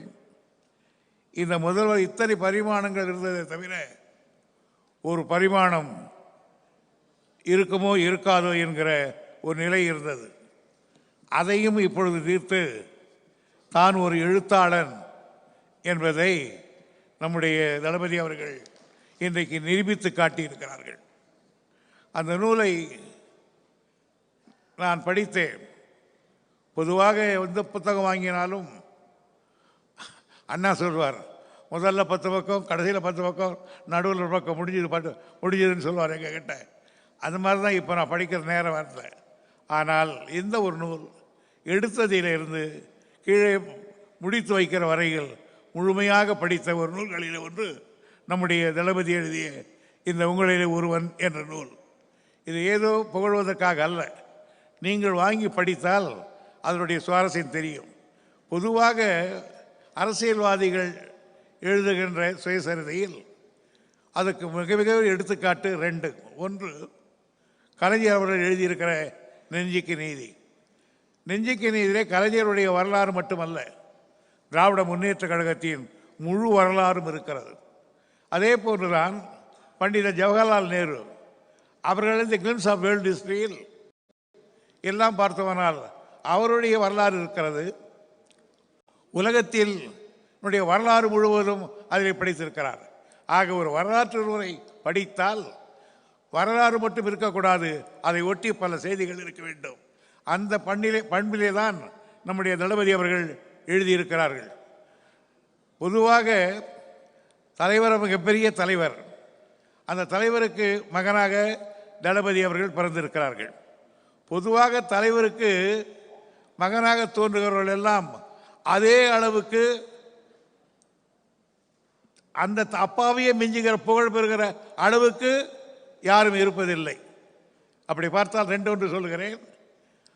மிகப்பெரிய தலைவர், மிகப்பெரிய ஆள் சர்ச்சில். ஆனால் அவங்க வீட்டு பிள்ளைகள் எப்படி இருந்தார் என்று வரலாறு படித்து தெரியும். ஏன் மகாத்மா காந்தியுடைய பிள்ளைகளே என்ன ஆனார்கள் தெரியும். ஆனால் சிலர் தான் விதிவிலக்காக இருக்கக்கூடியவர்கள். சோழ மன்னனிலே ராஜராஜன் மிகப்பெரிய மன்னன், தந்தை பிரகதீஸ்வரத்தை கட்டியவன். அவனுடைய எல்லை வடக்கே தொங்குபத்திரை, மேற்கே காந்தாளம், அது மட்டும்தான் தமிழ்நாட்டு எல்லை. ஆனால் அவருக்கு மகனாக பிறந்தவர் 7ஆம் புலிகேசி படையெடுத்து வந்து அவரை அங்கே தோற்கடித்து சாளுக்கிய படைகள் திருச்சிராப்பள்ளி வரையிலே போய்விட்டது. ஆனால் அவருக்கு பின்னால் மகனாக வந்தவன் நரசிம்ம பல்லவன். அதே புலிகேசி பிட் என்ற ஒரு பிரதமர் இருந்தார், மிக புகழ்பெற்றவர். அவருக்கு இளைய பிட் த யங்கர் என்று சொல்வார்கள். அவரை விட புகழ் பெற்றார். அந்த வகையை பார்த்தால் நம்முடைய தளபதி அவர்கள் இன்றைக்கு எடுத்திருக்கிற முயற்சிகள், இன்றைக்கு அவர் அரசியலை காட்டுகிற அந்த பணிவுகள், இவையெல்லாம் ஒட்டு போர்த்தால் கலைஞர் புகழுக்கு மேலும் ஒரு புகழை இந்த நாட்டுக்கு சேர்க்கிறவர் என்பதிலே யாருக்கும் எந்த விதமான திடமில்லை. நான் கலைஞரோடும் மிக நெருக்கமாக பழகி இருக்கிறேன். தளபதி அவர்களோடும் இப்பொழுது நெருக்கமாக பழகி கொண்டிருக்கிறேன். ஆனால் நான் எல்லா கூட்டத்திலும் சொல்வதைப் போல் தளபதி அவர்களுடைய ஆளுமை, அணுகுமுறை, இவைகளையெல்லாம் பார்க்கிற பொழுது மிக உச்சமான நிலைக்கு வருவார் என்பது திடமான நம்பிக்கை. என்னுடைய அனுபவத்தில் நான் அவர் வாழ்த்துகிறேன், பாராட்டுகிறேன். எழுத்து என்பது கலைஞருடைய குடும்பத்துக்கு புதியதல்ல. இங்கே நம்முடைய ராகுல் காந்தி அவர்கள் ஒவ்வொன்றையும் கேட்டுக்கொண்டிருந்தார்கள் என்ன என்று. அவருக்காக ஒரு சிறு குறிப்பை ஆங்கிலத்திலே படிக்கிறேன் தலைவருடைய குடும்பத்தை பற்றி. I would like to say a few words for information of dignitaries present here who are not covenant in Tamil Nadu. Through M.K. Stalin, the president of DMK, was born in a family speedy in politics, cinema, creative writing, doing hard and sincere work, ceaselessly and tirelessly for the cause of the party and the Tamil public at large. His grandfather, his father's father, Muthuvelar, was a rural genius. His father, our inspirer, the president of the party for nearly half a century, Muthamizhar Kalaignar Karunanidhi, was a remarkable and renowned leader, surpassing everyone in a number of fields. His brother-in-law, namely Kalaignar's sister's son, Murasoli Maran, was an extraordinary parliamentarian and thinker and writer.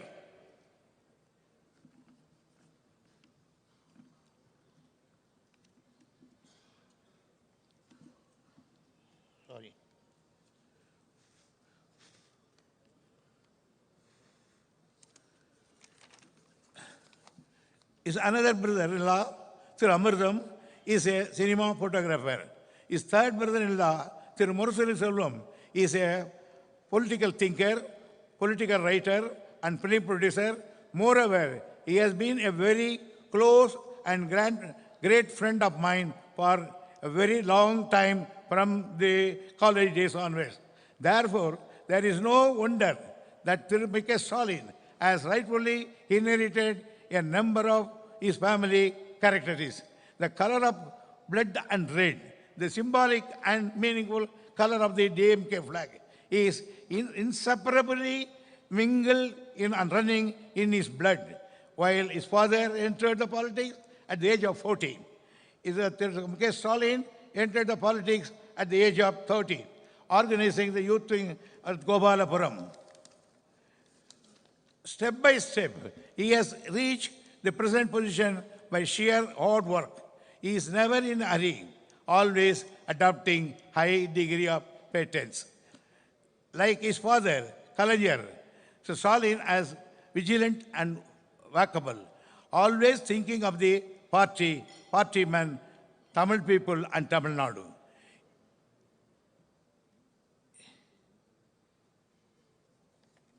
In a short, I can say, is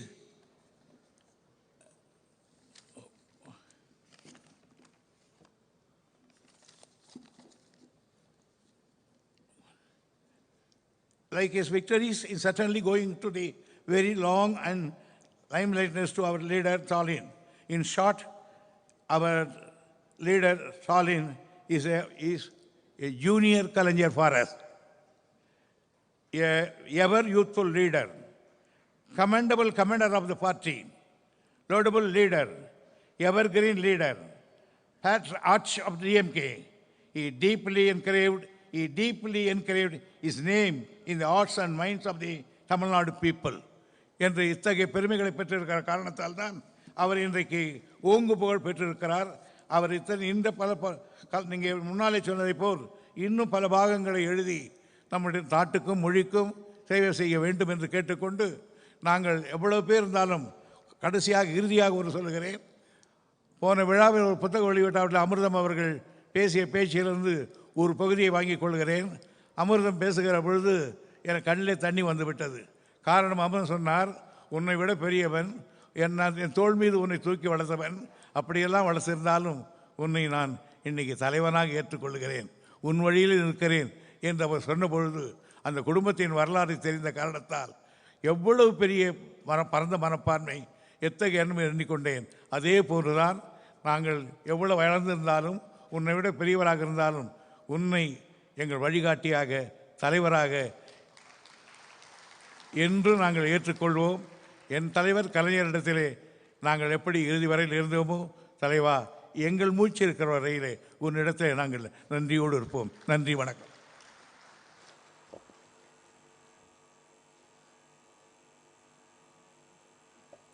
நன்றி ஐயா. தற்போது காலம் கருதி முன்னதாக நினைவு பரிசு வழங்கப்படுகிறது.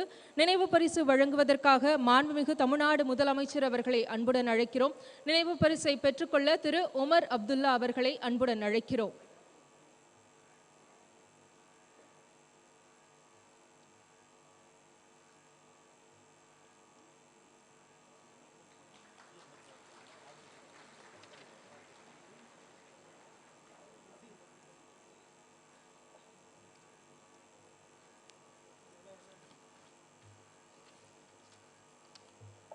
தற்போது கேரள முதலமைச்சர் திரு பினராயி விஜயன் அவர்களுக்கு நினைவு பரிசு வழங்கப்படுகிறது.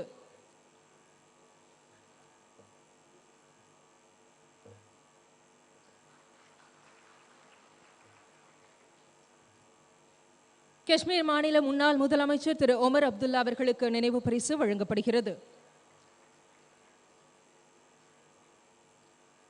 திரு தேஜஸ்வி அவர்களுக்கு நினைவு பரிசு மாண்புமிகு முதலமைச்சர் அவர்களின் கரங்களால் வழங்கப்படுகிறது.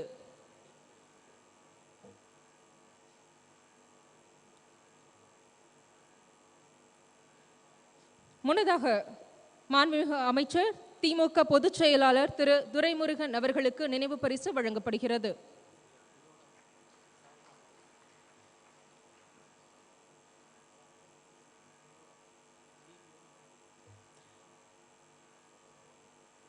நாடாளுமன்ற திமுக குழு தலைவர் திமுக பொருளாளர் திரு TR பாலு அவர்களுக்கு நினைவு பரிசு வழங்கப்படுகிறது. கவி பேரரசு திரு வைரமுத்து அவர்களுக்கு நினைவு பரிசு வழங்கப்படுகிறது.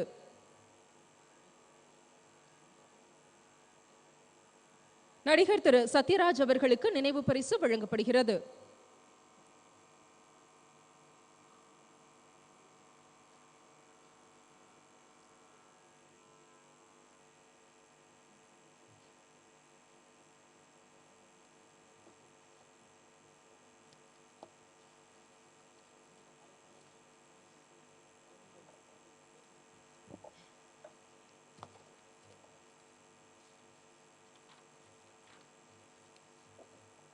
நானும் தமிழன்தான் என நாடறிய முழங்கிய நல்லதொரு தலைவர், நாட்டுக்காய் தங்களையே அர்ப்பணித்த குடும்பத்தின் வழித்தோன்றல், இந்திய மக்களின் குரலை எதிரொலிக்கும் திரு ராகுல் காந்தி அவர்களை வாழ்த்துரை வழங்க அன்புடன் அழைக்கிறோம்.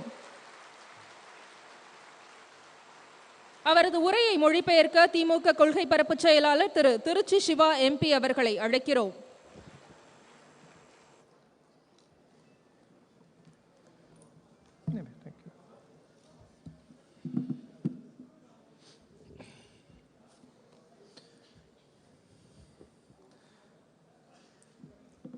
Thiru M.K. Stalin ji,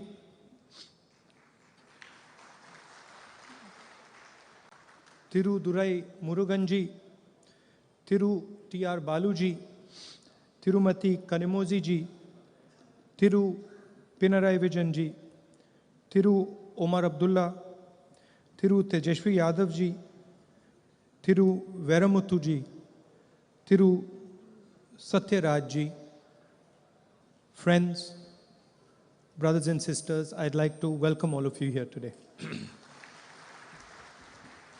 மரியாதைக்குரிய மு.க. ஸ்டாலின் அவர்களே, துரைமுருகன் அவர்களே, TR பாலு அவர்களே, கனிமொழி அவர்களே, பினராயி விஜயன் அவர்களே, ஓமர் அப்துல்லா அவர்களே, தேஜஸ்வி அவர்களே, வைரமுத்து அவர்களே, சத்யராஜ் அவர்களே, நண்பர்களே, சகோதர சகோதரிகளே, உங்கள் அனைவருக்கும் வணக்கம். I'd like to congratulate my elder brother Stalinji for the wonderful book that he has authored. It's been a long struggle for him, many years of struggle, and I congratulate him on what he has done for the people of Tamil Nadu. நான் என்னுடைய அண்ணன் முக ஸ்டாலின் அவர்களை பாராட்ட விரும்புகின்றேன். ஒரு அருமையான புத்தகத்தை வழங்கியதற்காக. அவருடைய வாழ்க்கை நீண்ட நெடிய போராட்டம். பல ஆண்டுகள் அந்த போராட்டத்தை அவர் ஈடுபட்டதோடு தமிழ்நாட்டு மக்களுக்கு ஏராளமான நன்மைகள் செய்து வருவதற்காக நான் அவரை பாராட்ட கடமைப்பட்டிருக்கின்றேன். Yesterday, my mother called me and she has sent a letter to Stalinji. So she called me and she told me that it is Stalin's birthday tomorrow. And I said to my mother, I said, I know. I said, do you know how old Stalinji is?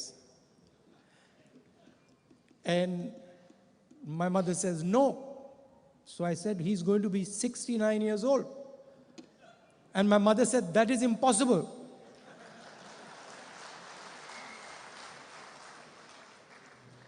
நேற்றைய தினம் என்னுடைய தாயார் என்னை அழைத்து நாளை முக ஸ்டாலினுக்கு பிறந்த நாள் என்று சொன்னார்கள்.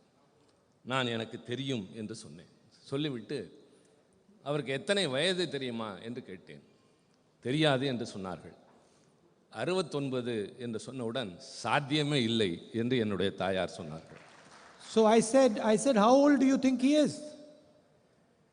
So she said, I think he must be 58 or 60.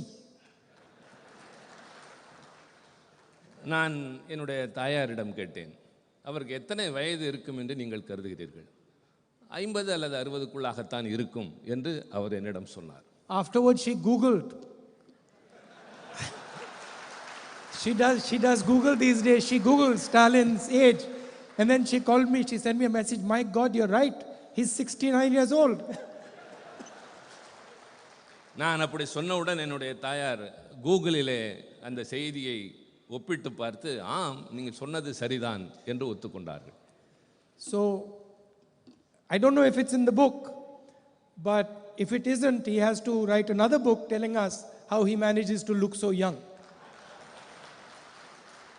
இந்த புத்தகத்தில் இருக்கிறதா இல்லையா எனக்கு தெரியாது. ஆனால் அவர் இன்னொரு புத்தகம் எழுத வேண்டும், தான் எப்படி இவ்வளவு இளமையாக இருக்கிறோம் என்பதை பற்றி. I'd like to thank Stalinji and all of you for inviting me here and giving me the honor to speak to you. நான் திரு ஸ்டாலின் அவர்களுக்கும் உங்கள் அனைவருக்கும் இந்த விழாவிலே கலந்து கொள்ள வாய்ப்பு தந்தமைக்காக மனமார்ந்த நன்றியினை தெரிவித்துக் கொள்கின்றேன். It's always a pleasure for me to come to Tamil Nadu. தமிழ்நாட்டிற்கு வருவது எப்பொழுதுமே எனக்கு மகிழ்ச்சி தரக்கூடிய ஒன்று. And I don't mean that in a light way.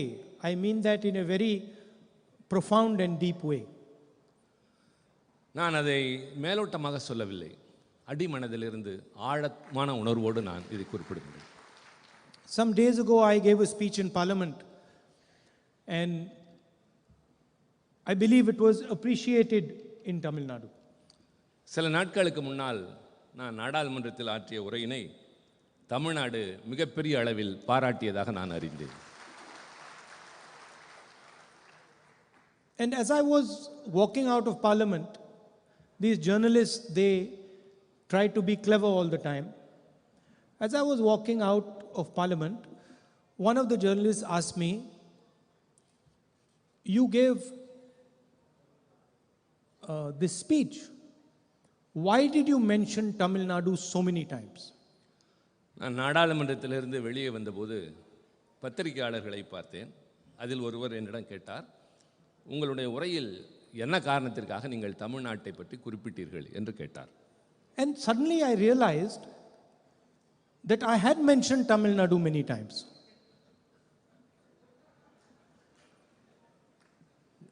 And as I was walking out, without realizing it, it came out of my mouth that, I'm Tamil. நான் வெளியே வருகிற போது என்னை அறியாமல் சொன்னேன், நான் தமிழ் என்று சொன்னேன். என்னை அறியாமல் அந்த வார்த்தை வந்தது. Then I got in the car and I was thinking, but why did you say that? நான் என்னுடைய காரில் ஏறியதற்கு பின்னால் ஏன் அப்படி சொன்னேன் என்று யோசித்தேன். Why did those words come out of your mouth?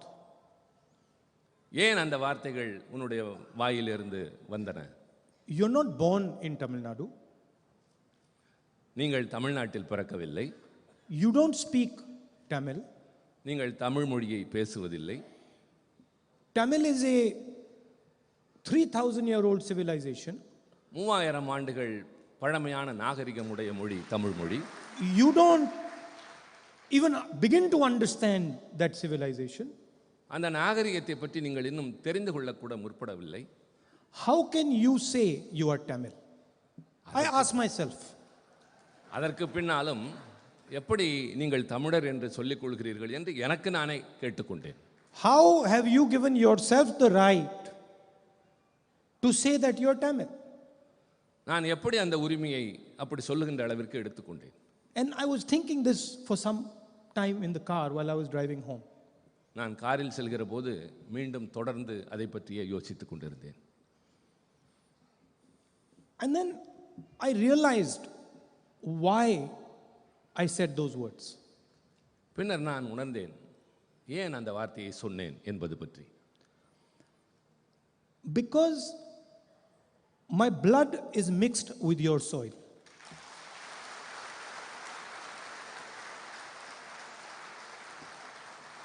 ஏனென்றால் என்னுடைய இரத்தம் இந்த மண்ணில் கலந்திருக்கின்றது.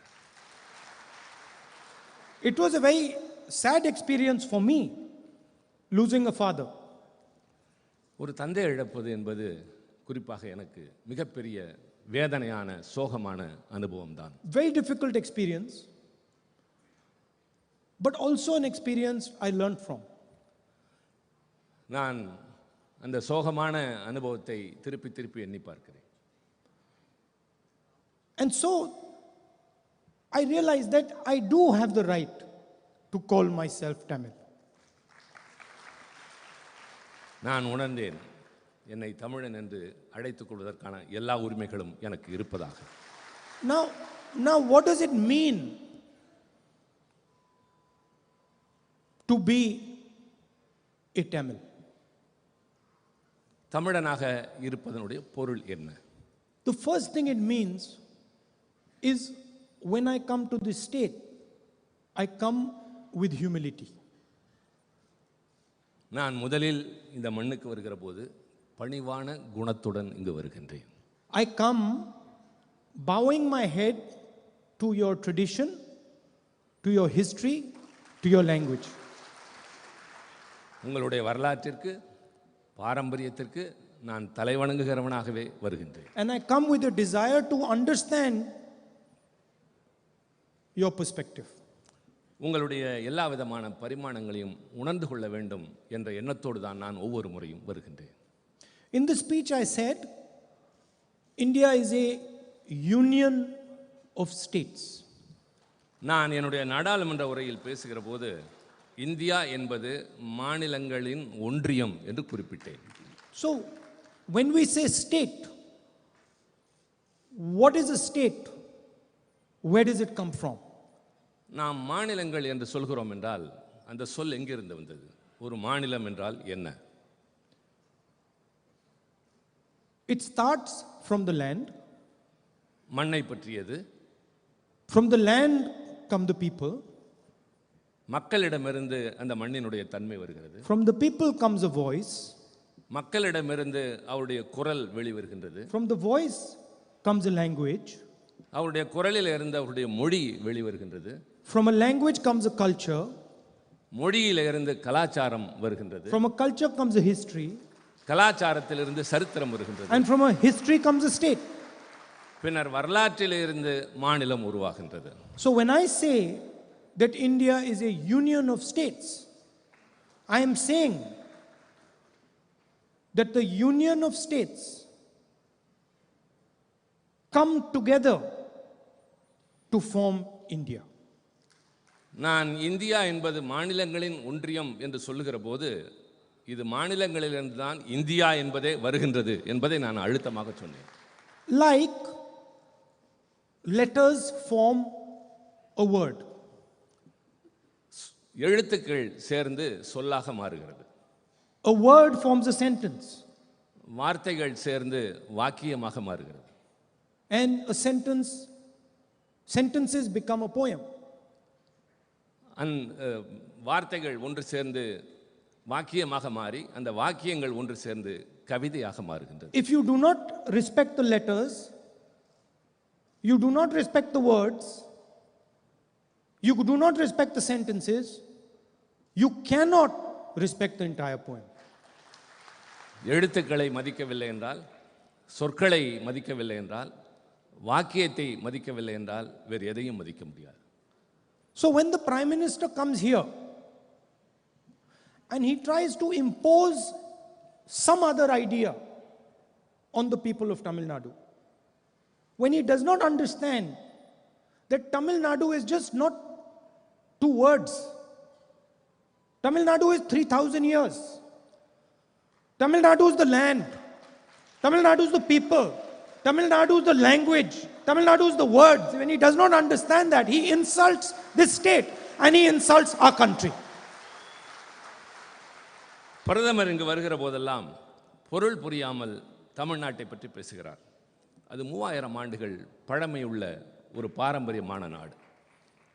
அவர் சொற்களை புரிந்து கொள்வதில்லை, வாக்கியங்களை புரிந்து கொள்வதில்லை, மொழியை புரிந்து கொள்வதில்லை. பின்னர் எந்த அடிப்படையில் தமிழ்நாட்டை பற்றி அவர் பேசுகிறார்? How can you take away the voice of the people of Tamil Nadu and then say to the people of Tamil Nadu that I respect you? அவருடைய குரலை புரிந்து கொள்ள முடியாமல் நான் உங்களுக்காக பேசுகிறேன் என்று எப்படி அவர் சொல்ல முடியும்? When the people of Tamil Nadu repeatedly ask you and want to talk to you about NEET and you don't answer them, what type of respect is that? அவர்கள் திருப்பி திருப்பி கேட்கிற எதையுமே உணர்ந்து கொள்ளாமல் நீங்கள் பேசுகிற போது அவர்கள் மீது என்ன மரியாதை வைத்திருக்கிறீர்கள்? When the voice of Tamil Nadu says the GST is unfair, the GST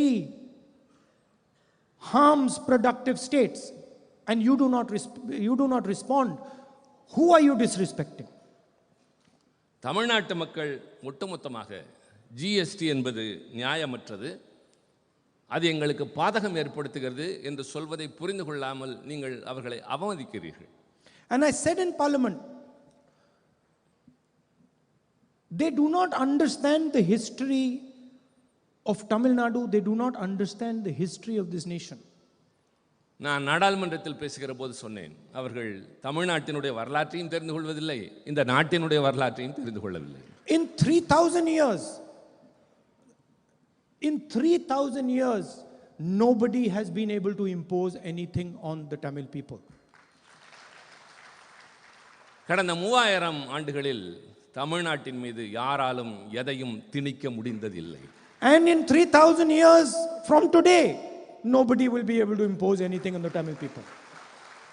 3000 ஆண்டுகளாக தொடர்ந்து இன்று வரை யாராலும் எதையும் தமிழ்நாட்டின் மீது திணிக்க முடியவில்லை. But I have experience of the Tamil people.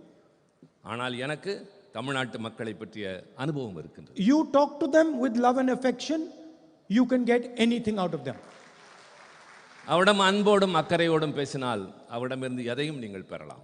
You come here, you respect their culture, their language, you try to learn from them, they will give you nothing but love in return. நீங்கள் இங்கு வாருங்கள், வந்து அவருடைய கலாச்சாரத்தை, பாரம்பரியத்தை, மொழியை பற்றி புரிந்து கொள்ளுங்கள். அவர்கள் அதற்கு பதிலாக அன்பையும் பரிவையும் உங்கள் மீது வாரி வழங்குவார். It's a misunderstanding that the Prime Minister has. பிரதமருக்கு இருப்பது சரியாக புரிந்து கொள்ளாத ஒரு தன்மை. And it is a misunderstanding that applies to all states of our union.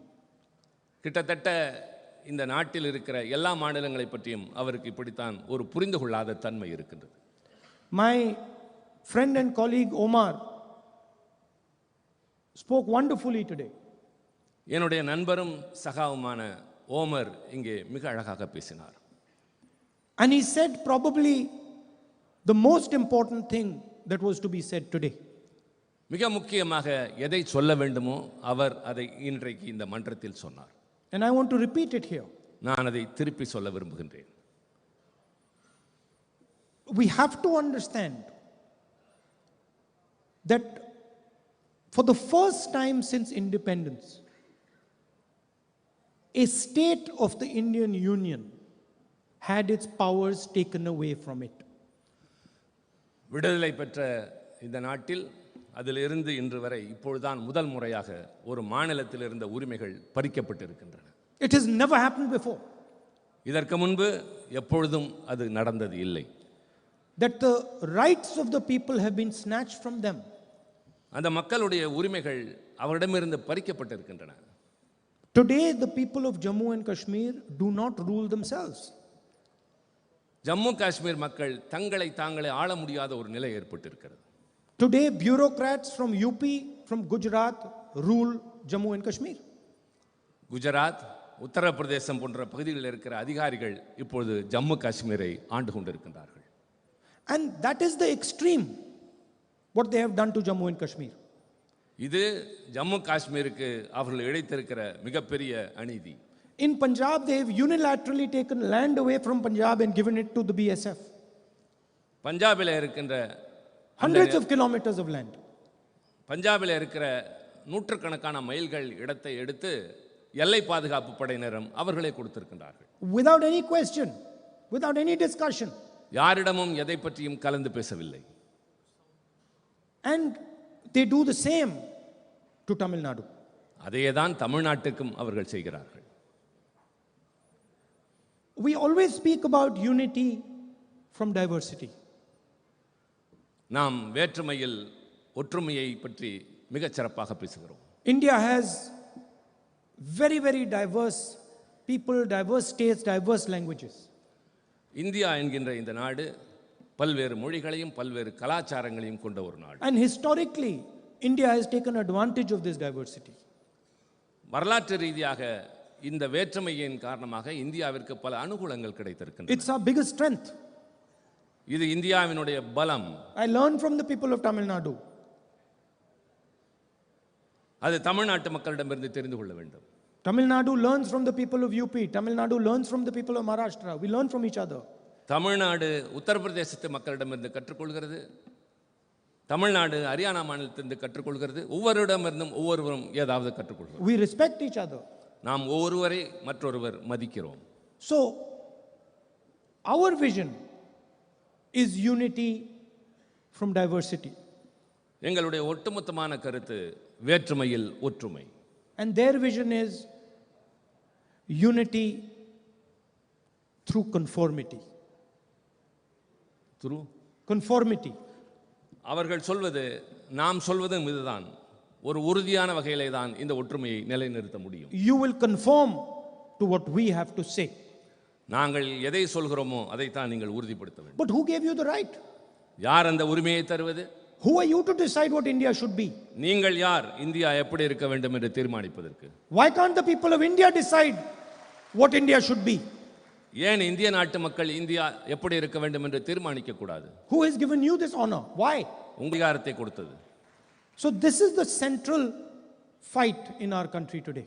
இதுதான் இன்றைக்கு இருக்கிற முக்கியமான மைய பிரச்சனை இந்த நாட்டை பொறுத்தவரை. The voice of our people is represented in our institutions. நம்முடைய அமைப்பில் மக்களுடைய குரல் தான் எதிரொலிக்க வேண்டும். And systematically the voice of our people is being attacked. ஆனால் தொடர்ச்சியாக திட்டமிட்டு மக்களுடைய உரிமைகளும் உணர்வுகளும் நசுக்கப்படுகின்றன. The judiciary, the election commission, the media, systematically, one by one, these things are being attacked. நீதித்துறை, தேர்தல் ஆணையம், பத்திரிகை துறை எல்லாம் தொடர்ச்சியாக திட்டமிட்டு நசுக்கப்படுகின்றன. But the BJP should not be under any illusions. We know how to fight them. We are going to fight them. We are going to defeat them. Bharatiya Janata எந்த கற்பனையான உலகத்திலும் வாழ வேண்டாம். அவர்களை எப்படி யுத்தம் செய்வது, எப்படி அவர்களை எதிர்கொள்வது என்பது எங்களுக்கு தெரியும். Because they are fighting history. They are fighting tradition. ஏனென்றால் அவர்கள் வரலாற்றை எதிர்த்து போரிடுகிறார்கள். And they cannot defeat it. அவர்கள் பாரம்பரியத்தை எதிர்த்து போரிட்டுக் கொண்டிருக்கிறார்கள். அது அவர்களால் முடியாது. தோற்றுக்கொண்டே தான் இருப்பார்கள். Once again, it's a honor for me to come here and say these words to you. மீண்டும் ஒரு முறை உங்கள் முன்னால் நான் வந்து பேசுவதற்கு நான் பெரும் மகிழ்ச்சி அடைகின்றேன். மதிப்பளித்ததாக நான் உணர்கின்றேன். I'd like to conclude by wishing Brother Stalin a very happy birthday tomorrow. என்னுடைய உரையினை திரு ஸ்டாலின் அவர்களுக்கு என்னுடைய உளமார்ந்த பிறந்தநாள் வாழ்த்துக்களை தெரிவித்துக் கொண்டு, And I've noticed he's trimmed down a lot.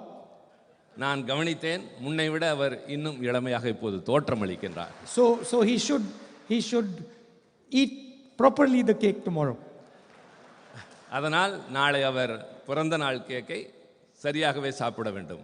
Thank you. Nandri. நன்றி, வணக்கம். We wholeheartedly thank you, India's most dynamic leader, for your presence and special address. நன்றி நவல்தலில் தமிழருக்கு நிகர் தமிழரே என்பதை மீண்டும் நிரூபிக்க விழாவில் பங்கேற்ற மற்றவர்களுக்கும் நிறைவு பரிசு வழங்கப்படுகிறது. பீகார் சட்டமன்ற எதிர்க்கட்சித் தலைவர் திரு தேஜஸ்வி அவர்களுக்கு நினைவு பரிசு வழங்கப்படுகிறது.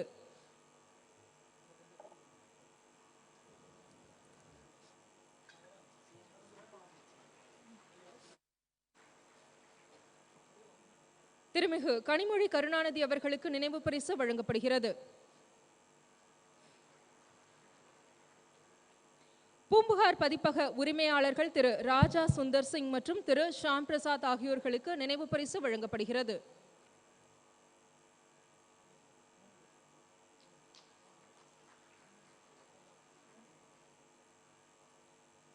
நூல் ஆக்கத்திற்கு உறுதுணையாய் இருந்தவர்களுக்கும் நினைவு பரிசு வழங்கப்பட உள்ளது. திரு ப. திருமாவேலன், கலைஞர் செய்திகள் தொலைக்காட்சி செய்தி பிரிவு தலைவர் அவர்களுக்கு மாண்புமிகு முதலமைச்சர் அவர்கள் நினைவு பரிசு வழங்கி மகிழ்கிறார். திரு இரா தினேஷ்குமார், முதலமைச்சரின் தனிச் செயலாளர் அவர்களுக்கு நினைவு பரிசு வழங்கப்படுகிறது. திரு போ. தங்கபாண்டியன்,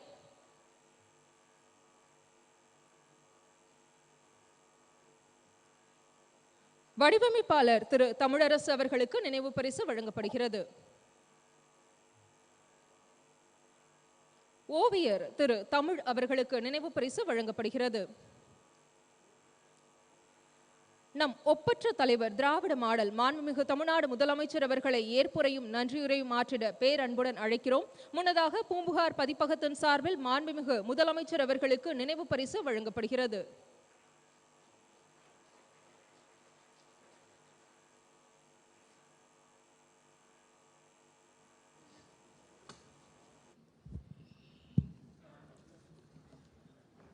அன்புள்ள உங்களில் ஒருவன்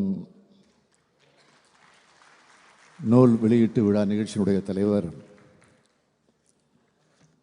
கழகத்தினுடைய பொதுச் செயலாளர், நீர்வளத்துறை அமைச்சர் மாண்புமிகு அண்ணன் துரைமுருகன் அவர்களே, நூலினை வெளியிட்டு இந்த நிகழ்ச்சிக்கு சிறப்பையும், அதே நேரத்தில் நாளை தினம் என்னுடைய பிறந்த நாள், அதற்கு உரிய வாழ்த்தும் எடுத்து சொல்லி உரையாற்றி அமர்ந்திருக்கக்கூடிய என்னுடைய அன்பிற்கினிய அருமை சகோதரர் திரு ராகுல் காந்தி அவர்களே, வாழ்த்துறை வழங்கியிருக்கக்கூடிய கேரள மாநிலத்தினுடைய முதலமைச்சர் மாண்புமிகு பினராயி விஜயன் அவர்களே, முன்னிலை வகித்துக் கொண்டிருக்கக்கூடிய கழகத்தினுடைய பொருளாளர், நாடாளுமன்ற கழக குழுவினுடைய தலைவர், என்னுடைய இனிய நண்பர் டி.ஆர். பாலு அவர்களே, வருகை தந்து வாழ்த்துறை ஆற்றியிருக்கக்கூடிய ஜம்மு காஷ்மீர் மாநிலத்தினுடைய முன்னாள் முதலமைச்சர் உமர் அப்துல்லா அவர்களே, பீகார் மாநிலத்தினுடைய எதிர்க்கட்சி தலைவர் தேஜஸ்வி அவர்களே, மதிப்புமிகு கவி பேரரசு வைரமுத்து அவர்களே, பாசமுள்ள சகோதரர் மானமிகு நடிகர் சத்யராஜ் அவர்களே, வரவேற்புரை ஆற்றியிருக்கக்கூடிய கழகத்தின் மகளிர் அணியின் செயலாளர், நாடாளுமன்ற குழுவினுடைய துணைத் தலைவர் என்னுடைய அருமை தங்கை கனிமொழி அவர்களே,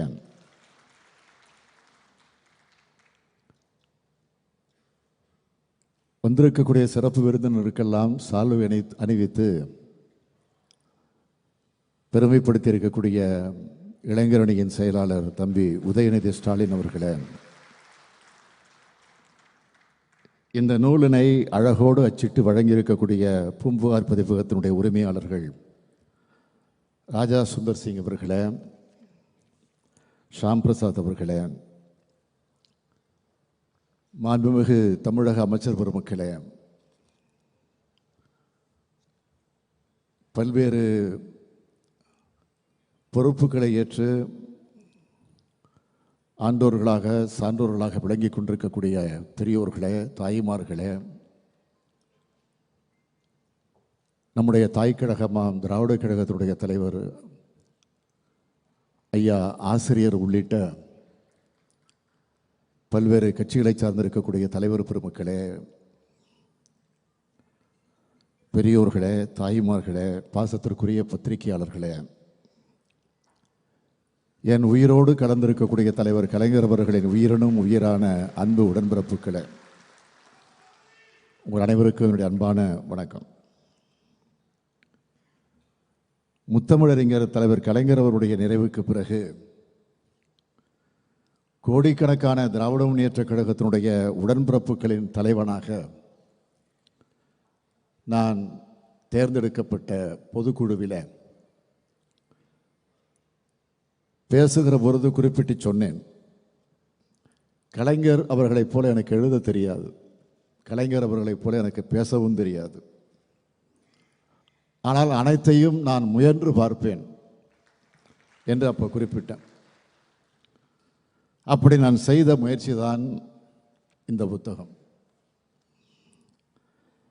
திராவிட முன்னேற்றக் கழகத்துடைய தலைவர் என்ற பெருமையால் அல்ல, இந்த தமிழ்நாட்டினுடைய முதலமைச்சர் என்கிற அந்த கர்வத்தால் அல்ல, எப்பொழுதும் என்றென்றும் எந்த சூழலிலும் எந்த பொறுப்பில் இருந்தாலும் உங்களில் ஒருவனாகத்தான் நான் இருக்க வேண்டும். அதைத்தான் எந்த நாளும் இந்த ஸ்டாலின் அதை மறக்க மாட்டான் என்பதன் அடையாளமாகத்தான்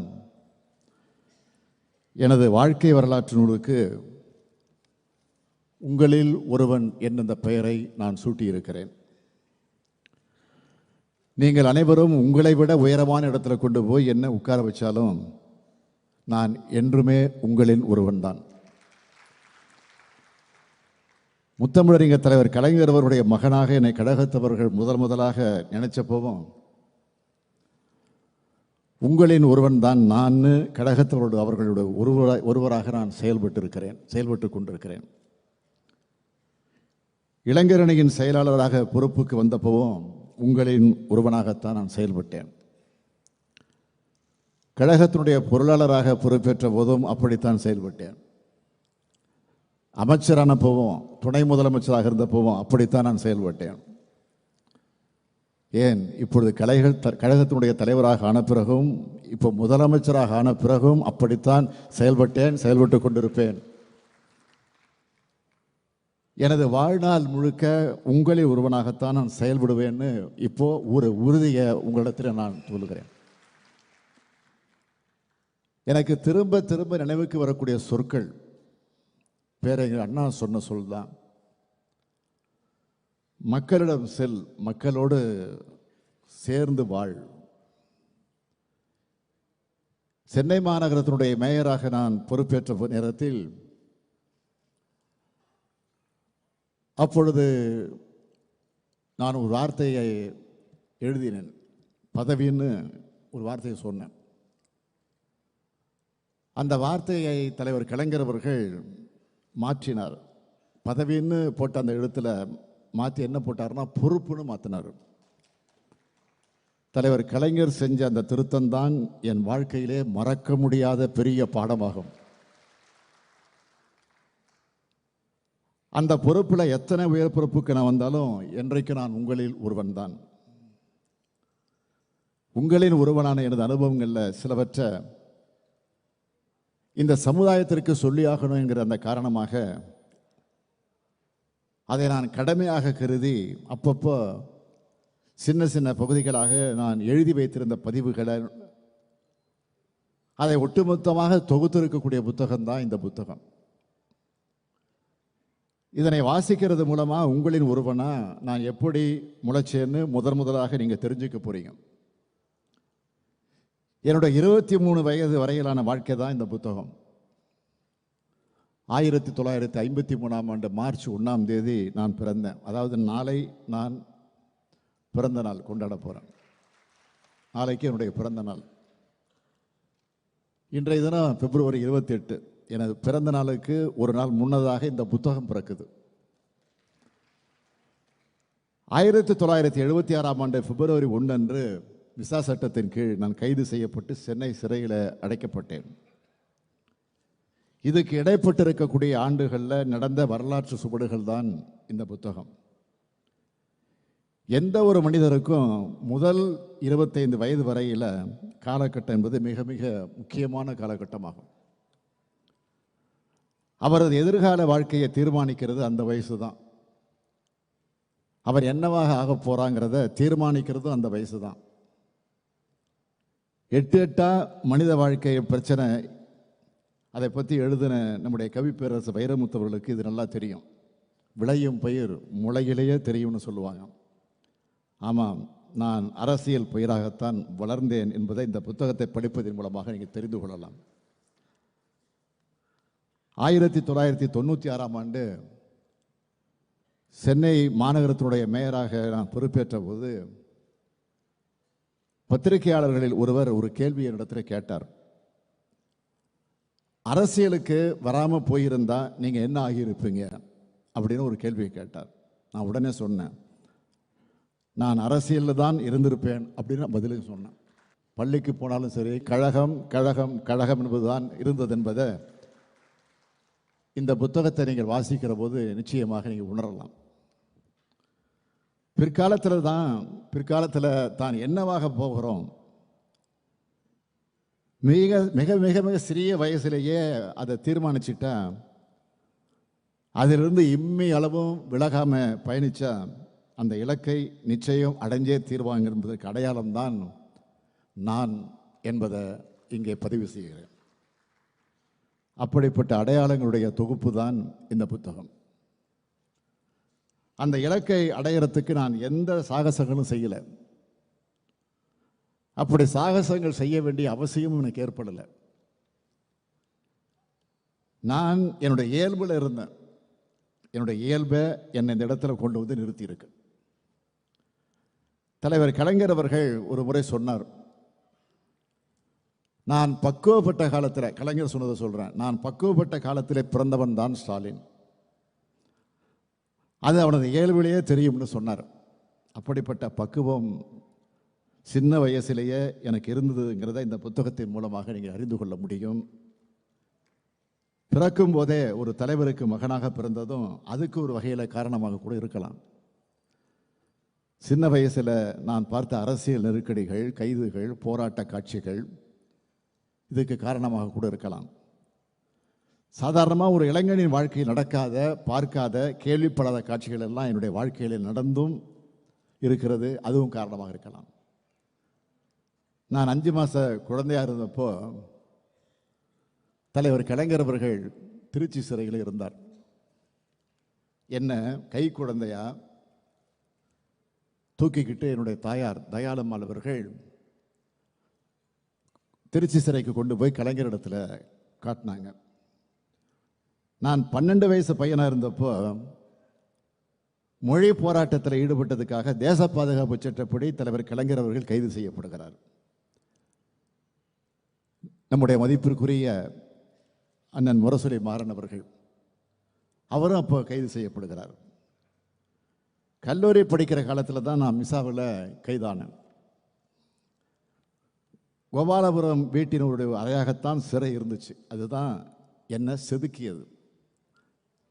கோபாலபுரம் வீடு என்பது தமிழ்நாட்டினுடைய நிரந்தர அரச சபை. அது கோபாலபுரம் வீடு திராவிட இயக்கத்தினுடைய திருச்சபை. திரையுலக கலைஞர்களுக்கு அது கலைச்சபை, இலக்கியவாதிகளுக்கு அது சிந்தனை சபை. மொத்தத்தில் எங்களுடைய உயிர் சபை அதுதான். அந்த உயிர் சபை தான் என்னை உருவாக்குச்சு. அந்த வீடு என்னை வளர்த்தது, ஆளாக்கியது, பக்குவப்படுத்தியது, பண்படுத்தியது, பல்வேறு பொறுப்புகளுக்கு என்னை தகுதி படைத்திருக்கிறது.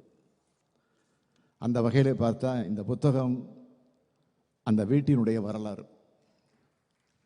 பள்ளி பருவத்தில் கழக பாடம் படித்த வரலாறு, பாட புத்தகங்களோடு முரசொலி படித்த வரலாறு, கல்லூரி காலத்தில் அரிதாரம் பூசி முரசே முழுங்கு நாடகம் போட்ட வரலாறு, படித்து முடித்து பணிக்கு போக விரும்பாமல் மொழி காப்பதற்காக உயிரை தர தயார்னு முழங்கின வரலாறு, திரையுலகிலே கால் பதித்த வரலாறு, 23 வயசில் துர்காவை கரம் பிடிச்ச வரலாறு, திருமணமான காலத்தில் 5 மாத காலத்தில் சிறைபிடிக்கப்பட்ட வரலாறு. இப்படி எல்லா திருப்பங்களையும் 23 வயதுக்குள்ள பார்த்தவன் தான் நான். அதைத்தான் இந்த புத்தகத்தை நான் எழுதியிருக்கிறேன். தலைவர் கலைஞர் அவர்கள் உட்கார்ந்த நாற்காலியிலே நான் உட்காருவேன்னு நினைச்சு கூட பார்த்தது கிடையாது. முதல்வராக இருந்த அண்ணா அவர்கள் அவருடைய காரை அனுப்பி என்னை அழைச்சிட்டு வர சொன்னார். நானும் ஒரு காலத்தில் அந்த நாற்காலியில் உட்காருவேன் என்று அப்போ நினைக்கவே இல்லை. பள்ளிக்கூடத்தில் படித்து கொண்டிருந்த மாணவனாக அண்ணாவினுடைய பிறந்த நாளை நடத்தினப்போ அதில் பல நிகழ்ச்சிகளுக்கு நான் துரைமுருகனை அழைச்சிட்டு வந்து பேச்சாளராக மேடையில் நிற்க வச்சு பேச வச்சு அழகு பார்த்தவண்ணா. அவர் இன்றைக்கு கழகத்தின் பொதுச் செயலாளர், நான் இன்றைக்கு இந்த கழகத்தினுடைய தலைவர். 1953 நான் பிறந்தப்போ குலக்கல்வியை எதிர்த்து போராடணும். இன்று நீட் தேர்வு எதிர்த்து போராடிட்டு இருக்கிறோம். பள்ளி மாணவனாக நான் இருந்தப்போ இந்திய எதிர்ப்பு போராட்டம் நடந்துடும். இன்று இந்திய ஆதிக்கத்தை இன்றைக்கு நாம் எதிர்த்து கொண்டிருக்கிறோம். 1971 அண்ணா விழாவை நான் நடத்தியப்போ 3 மாநிலத்துடைய அமைச்சர்களை வரவழைச்சு அதில் பங்கேற்க வச்சு மாநில சுயாட்சிக்காக குரல் கொடுத்தோம். இன்றும் அதுக்கு முழங்கிக்கிட்டு இருக்கோம். இப்படியே சொல்லிக்கிட்டே போகலாம். புத்தகத்தில் இருக்கிற அதிகம் சொல்லிவிடக்கூடாதுங்கிறதெல்லாம் நான் இதோடு நிறுத்திக்கிறேன். ஏன்னா நீங்கள் காசு கொடுத்து வாங்கி படிக்கணும். இந்த புத்தகத்தில் நான் மட்டும் இல்லை, நூற்றுக்கணக்கான மனிதர்களுடைய முகங்கள் அந்த புத்தகத்தில் இருக்கு. படிக்கிறப்போ உணர்வீங்க. நினைவில் இருக்கக்கூடிய பெயர்களைத்தான் நான் குறிப்பிட்டிருக்கிறேன். என் கூட பயணப்பட்ட மனிதர்கள், எனக்கு துணையாக வந்தவங்க, கூட்டம் ரொம்ப பெருசு. நான் தனி மனிதன் இல்லை, ஒரு கூட்டம் என்பதை இதன் மூலமாக நான் சொல்லியிருக்கிறேன். இது கொள்கை கூட்டம் என்பதையும் நீங்கள் அறிந்து கொள்ள முடியும். பொது வாழ்வை பூங்காவாக நான் எப்பவும் கருதுனதில்லை. அது புயலை எதிர்த்து நிற்பதாகத்தான் அப்பவும் இருந்திருக்கு, இப்பவும் இருக்கு. அதுக்கு காரணம் எனது குறிக்கோள் என்பது எப்போவுமே பதவியா பொறுப்பா மட்டும் இருந்ததில்லை, கொள்கையாக இருந்துச்சு.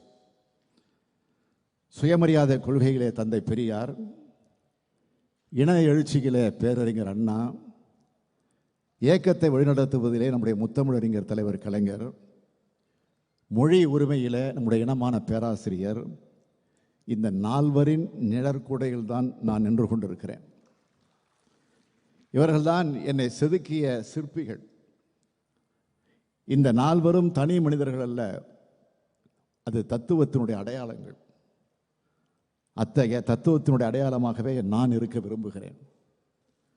எனது தத்துவத்துக்கு திராவிட மாடல், அதான் பெயர், திராவிட மாடல். மாடல் என்பது ஆங்கில சொற்கள்.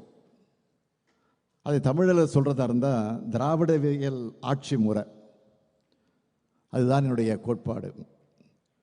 அனைத்தையும் உள்ளடக்கிய வளர்ச்சி தான் என்னுடைய கோட்பாட்டு நெறிமுறை. கல்வியில், வேலைவாய்ப்பில், தொழில் வளர்ச்சியில், சமூக மேம்பாட்டில் இந்த நாடு ஒன்று சேரணும். அந்த வளர்ச்சி என்பது அனைத்து சமூகங்களையும் மேம்படுத்துவதற்காக அமையணும். ஒரு குறிப்பிட்ட மாவட்டத்தின் வளர்ச்சியாக இல்லாமல் அனைத்து மாவட்டங்கள் சீராக வளரணும், வளர்த்தெடுக்கப்படணும்.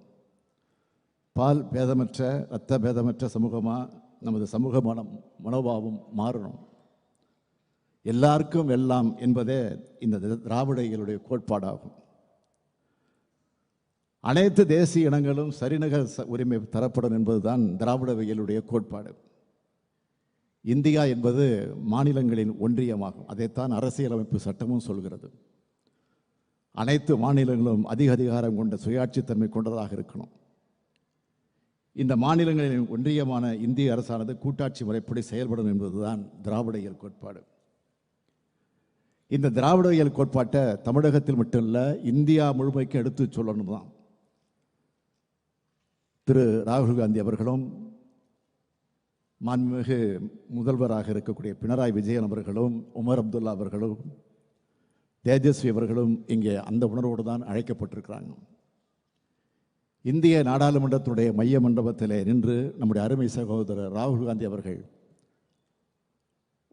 ஒன்றை குறிப்பிட்டு சொன்னார். இன்றைக்கும் என்னுடைய செவிகளில் ஒலித்துக் கொண்டிருக்கிறது. India is a union of states என்றும், BJP can never ever rule over the people of Tamil Nadu அப்படின்னு சொன்னார். அவர் திராவிட இயல் கோட்பாட்டை முழுமையாக உள்வாங்கியவர் என்பதை அவர் எடுத்து சொன்ன வார்த்தை நமக்கெல்லாம் உணர்த்தி கொண்டு அண்ணா அவர்களும் முத்தமிழர் கலைஞர் அவர்களும் விரும்பினாங்க. அவங்க காலத்தில் அடைய முடியாத மாற்றம் இப்பொழுது தெரிய தொடங்கி இருக்கு. கூட்டாட்சி தத்துவத்தினுடைய நெறிமுறைகள் குறித்து நம்முடைய சகோதரர் ராகுல் காந்தி அவர்கள் இப்போ அதிகம் பேச தொடங்கி இருக்கிறார். அதற்காக என்னுடைய சார்பில் மட்டுமல்ல, தமிழ்நாட்டு மக்களின் சார்பில் என்னுடைய வாழ்த்துக்களை, பாராட்டுகளை நான் தெரிவிச்சுக்க விரும்புகிறேன். மாநிலங்களுக்கு அதிக அதிகாரம் கொண்ட வகையில் இந்திய அரசியலமைப்பு சட்டம் திருத்தப்படணும். அதற்கு அகில இந்திய காங்கிரஸ், கம்யூனிஸ்ட் கட்சிகள், அனைத்து மாநில கட்சிகளும் குரல் கொடுக்கணும். நிதி உரிமைகள் பறிக்கப்பட்டு, சிந்தனைகள் உரிமைகள் பறிக்கப்பட்டு, செயல்படக்கூடிய உரிமைகள் பறிக்கப்பட்டு, இன்றைய தினம் மாநிலங்கள் அதிகாரமற்ற பகுதிகளாக உருக்குலையக்கூடிய காட்சியை பார்த்து நாம் தடுத்தாகணும். அதுக்கு இந்தியா முழுமைக்குமான அனைத்து கட்சிகளும் ஒன்று சேர்ந்து பாடுபடணும். மாநிலங்களின் அதிகாரங்கள் ஒவ்வொன்றா பறிபோனத காரணமாகத்தான் அந்தந்த மாநில மக்களுடைய அரசியல் உரிமைகளும் பறிக்கப்பட்டு கொண்டிருக்கு. அதனை இப்போது அனைத்து கட்சிகளும் உணர்ந்து கொண்டிருக்கின்றன. மாநிலத்தில் சுயாட்சி, மத்தியிலே கூட்டாட்சி என்பது இன்று இந்தியா முழுமைக்கான முழக்கமாக மாறிவிட்டது. அதைத்தான் நாடாளுமன்றத்தில் திரு ராகுல் காந்தி அவர்கள் அழுத்தம் திருத்தமாக குறிப்பிட்டு சொல்லியிருக்கிறார். அதேபோல் இந்த சட்டத்தினுடைய ஆட்சியாக மட்டும் இல்லாமல் சமூக நீதியின் ஆட்சியாக மாறணும். இதற்காக அகில இந்திய அளவிலான சமூக நீதி கூட்டமைப்பை திராவிட முன்னேற்றக் கழகத்தின் சார்பிலே உருவாக்கி அனைத்து அகில இந்திய கட்சிகளுக்கு நான் அழைப்பு விடுத்திருக்கிறேன். இத்தகைய திராவிட இயல் கோட்பாட்டை இந்தியா முழுமைக்கு விதைப்பதை எனது பணியாக மேற்கொள்வேன் என்று இந்த நிகழ்ச்சியின் வாயிலாக உங்கள் அத்தனை பேருக்கு நான் உறுதியாக குறிப்பிட விரும்புகிறேன். அந்த வகையில் எனது அரசியல் வாழ்க்கையின் திருப்பு முனையாக இந்த நிகழ்ச்சி அமைஞ்சிருக்கு. இந்த மேடையை பார்க்கும்போது என்னுடைய நினைவுகள் பின்னோக்கி போகுது. 1975ஆம் ஆண்டு ஆகஸ்ட் மாதம் 20ஆம் நாள் எனக்கும் என்னுடைய துணைவியார் துர்காவுக்கும் திருமணம் நடந்துச்சு.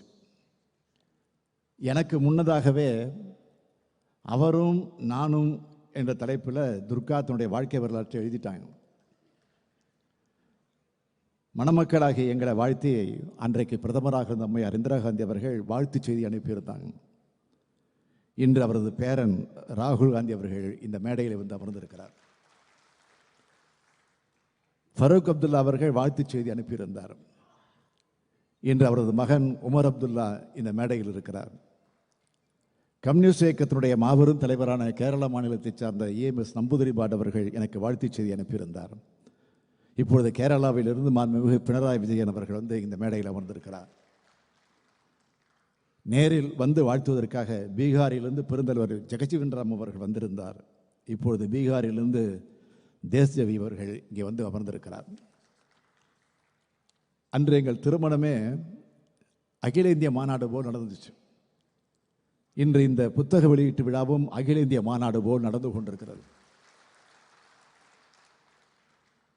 எங்களது பல்வேறு அரசியல் பணிகளுக்கு இடையில் இங்கே வந்திருந்து என்னை பெருமைப்படுத்திய ராகுல் காந்தி அவர்களுக்கும் மாண்புமிகு பினராயி விஜயன் அவர்களுக்கும் உமர் அப்துல்லா அவர்களுக்கும் தேஜஸ்வி அவர்களுக்கும் இந்த நேரத்தில் என்னுடைய நன்றியை தெரிவித்துக் கொள்ள விரும்புகிறேன். I thank each and every one of you for gracing this occasion with your presence. I have always dedicated myself to public life, and I assure that I will remain so forever. Before concluding my speech, I wish to make an appeal, not just to the leaders on the stage, but to everyone who believes in secular value. Our Indian Union is facing a big threat from deceiving forces. We all need to come together to defeat them and protect the founding principles of India.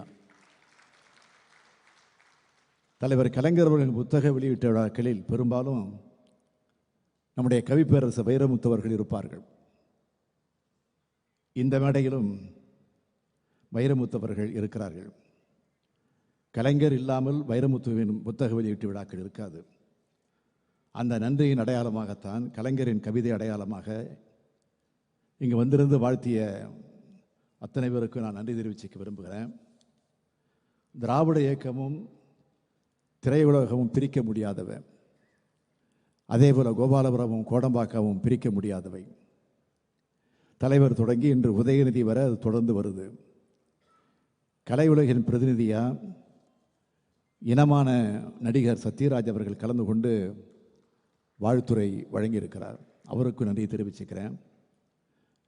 கழகத்தின் பொதுச் செயலாளர் மாண்புமிகு துரைமுருகன் அவர்களும் பொருளாளர் TR Balu அவர்களும் எனது 2 கரங்களாக இருந்து இந்த பங்களிப்பு செய்திருக்கிறாங்க. எனது பள்ளி கல்லூரி பருவ வயதில் அவர்களை நான் பார்த்தேன். இன்று நாங்கள் இணைந்து கழகத்தை காத்து வருகிறோம். கொள்கை சார்ந்த நட்புக்கு எவ்வளவு பலம் அதிகம் என்பதை பல்லாண்டு காலம் இந்த நட்பு காட்டி வருகிறது. இத்தகைய லட்சோலட்ச உடன்பிறப்புகளால் ஆனதுதான் திராவிட முன்னேற்றக் கழகம். துரைமுருகன் அவர்களுக்கும் பாலு அவர்களுக்கு நன்றி சொல்வது நான் நன்றி சொல்வதற்குள் ஆகிடுவோம். உங்களின் ஒருவன் நூலை உலகத்தரத்துடன் அழகியல் தரத்துடன் அச்சிட்டு வெளியிட்டு இருக்கிறது. தலைவர் கலைஞர்களின் பெரும்பாலான நூல்களை வெளியிட்ட பூம்புகார் பதிவு இந்த நூலையும் முன்வந்து நன்றி தெரிவிச்சுக்கிறேன். ஆக நாடாளுமன்ற பணியாக இருந்தாலும், மக்கள் பணியாக இருந்தாலும், மகளிர் அணி பணியாக இருந்தாலும் எல்லாத்தையும் சிறப்பாக செயல்பட்டு வரக்கூடிய அன்பு தங்கை கனிமொழி இந்த விழாவிற்கு வாழ்த்துச் செய்தியும் அனுப்பியிருக்கிறார்கள். ஆக தமிழகத்தினுடைய அரசியல் தலைவர்கள், அமைச்சர் பெருமக்கள், எனது நெருங்கிய நண்பர்கள், கழகத்தினுடைய முன்னணியினர், கலை உலகத்தைச் சார்ந்தவர்கள், சட்டமன்ற உறுப்பினர்கள், நாடாளுமன்ற உறுப்பினர்கள், அரசு அலுவலர்கள், பத்திரிகையாளர்கள், கழக உடன்பிறர்கள், இந்த அரங்கம் நிறைஞ்சிருக்கு. உங்கள் அனைவருக்கும் தனித்தனியாக நன்றியை தெரிவித்துக் கொள்கிறேன். உங்களால் உருவாக்கப்பட்டவனான், உங்களால் வளர்த்தெடுக்கப்பட்டவனான், என்றும் உங்களின் ஒருவனே, என்றும் உங்களின் ஒருவனே என்பதை சொல்லி உங்கள் அத்தனை பேருக்கும் என்னுடைய மனப்பூர்வமான நன்றியை மீண்டும் ஒரு முறை எடுத்து கூறி விடைபெறுகிறேன். நன்றி, வணக்கம். நாட்டு மக்களுக்கு என்ன செய்யலாம் என எண்ணிக்கொண்டிருக்கும் உங்களின் இந்த உரைக்கு நன்றி ஐயா. நல்லதொரு இந்த நிகழ்வின் இறுதியாக நாட்டுப்பண்.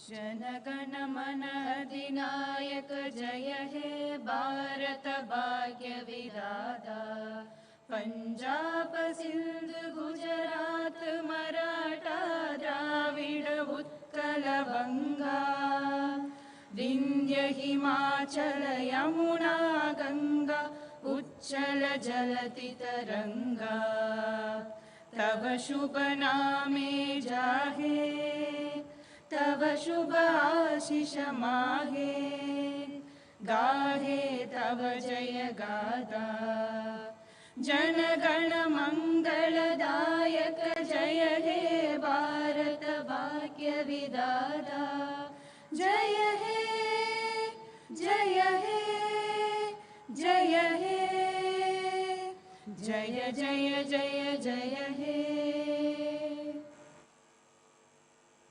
உங்களில் ஒருவன் முதல் பாகம் நூல் வெளியீட்டு விழா இனிதே நிறைவடைந்தது. நன்றி.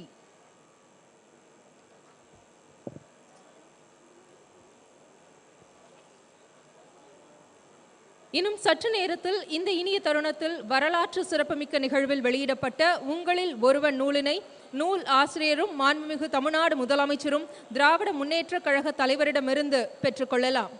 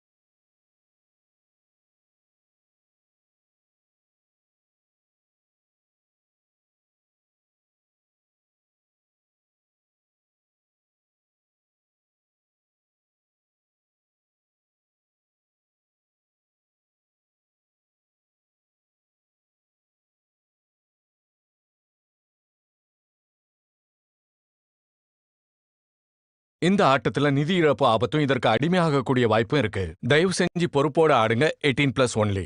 புரிஞ்சுதா? நான் புரிய வைக்கிறேன். கேமை என்ஜாய் பண்ணுங்க, ரிஸ்க் எடுக்காதீங்க, அளவுக்கு அதிகமா ஆடாதீங்க.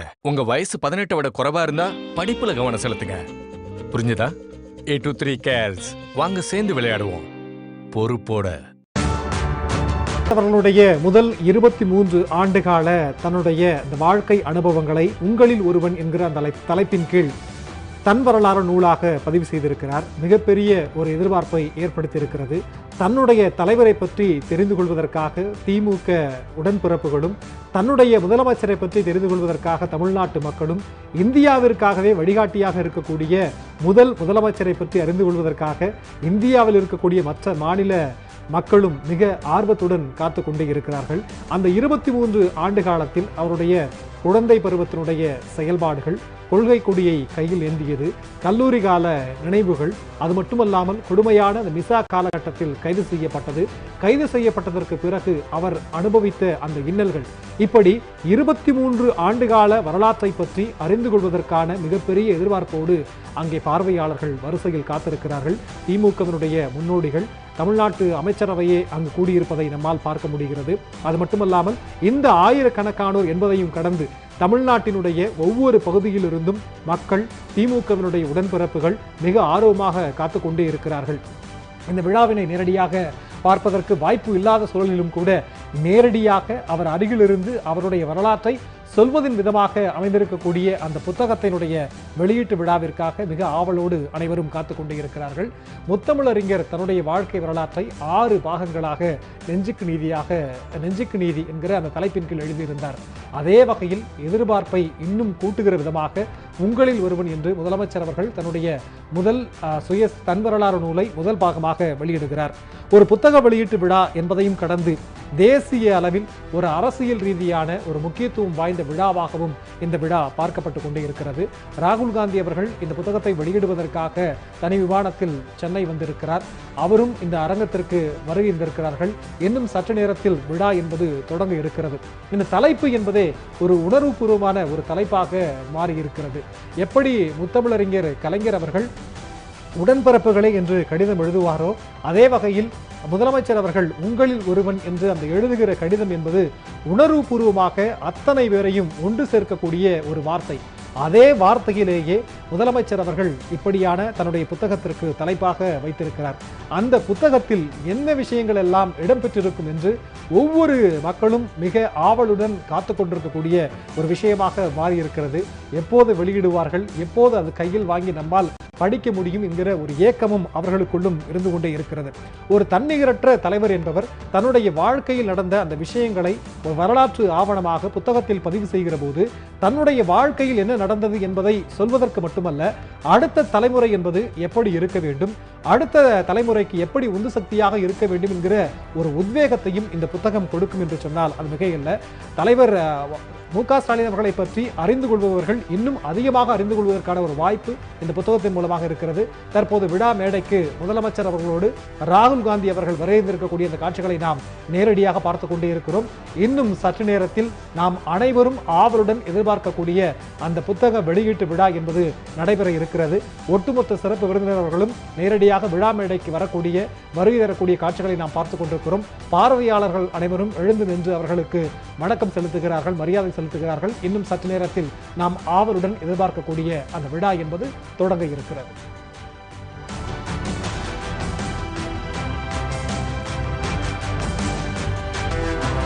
மூன்றெழுத்தை ஆண்டது மூக்க என்ற 2 எழுத்து. அந்த 2 எழுத்து உருவாக்கிய சாதனை எழுத்துதான் மாண்புமிகு மு.க. ஸ்டாலின் அவர்கள், தாய் தமிழ்நாட்டின் முதலமைச்சர்,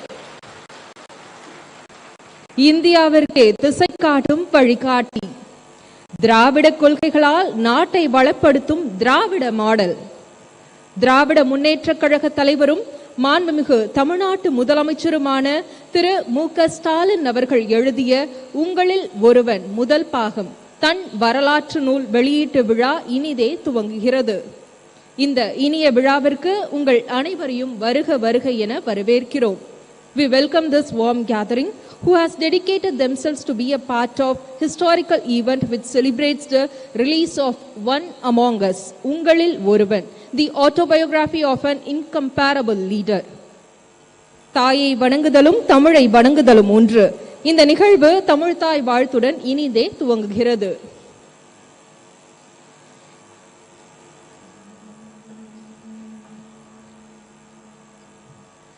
நீராறும் கடலுடுத்த நிலமடந்தை கெழிலொழுகும் சீராறும் வதனமென திகழ்பரத கண்டமிதில் தெக்கணமும் அதிர் சிறந்த திராவிடனல் திருநாடும் தக்க சிறு பிறைநுதலும் தரித்தனரும் திலகமுமே அத்திலக வாசனை போல் அனைத்துலகும் இன்பமுற எத்திசையும் புகழ் மணக்க இருந்த பெரும் தமிழனகே தமிழனகே உன் சீரிலமை திரும்பியந்த செயல் மறந்த வாழ்த்ததுமே வாழ்த்ததுமே வாழ்த்ததுமே. தமிழ்நாடு அரசு இசைக்கல்லூரி மாணவிகளுக்கு மனமார்ந்த நன்றிகள். இருந்த இடத்திலிருந்தே இந்தியாவின் அடுத்த கட்டத்தை முடிவு செய்த முத்தமிழறிஞர் கலைஞரின் மகன் ஒட்டுமொத்த இந்தியாவையும் தன்னை திரும்பி பார்க்க வைத்துள்ளார். நம் தலைவருக்காய் இங்கு குழுமி உள்ள அகில இந்திய தலைவர்கள் முதல் கடைக்கோடி தொண்டர்கள் வரை அனைவரையும் வரவேற்க இவரே பொருத்தமானவர். கழகத்தின் மகளிர் அணி செயலாளரும் நாடாளுமன்றத்தில் நிமிர்ந்து நின்று ஒலிக்கும் நாடாளுமன்ற திமுக குழு துணைத் தலைவருமான திருமிகு கனிமொழி கருணாநிதி அவர்களை வரவேற்புரையாற்ற அன்புடன் அழைக்கிறோம். We welcome Thirumigu Kanimozhi Karunanidhi MP, the one who voiced out for South in Parliament, to address the gathering and deliver welcome address.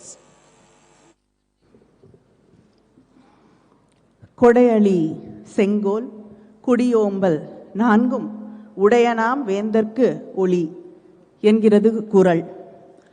கொடை, கருணை, நீதி தவறாமை, மக்களை பாதுகாத்தல், இவை நான்கும் உடைய அரசன் வேந்தர்களுக்கு ஒளி போன்றவன். அப்படி ஒரு தலைவராக, முதலமைச்சராக தமிழகத்தை முன்னடத்தும் கழகத் தலைவர் அண்ணன் தளபதி அவர்களே,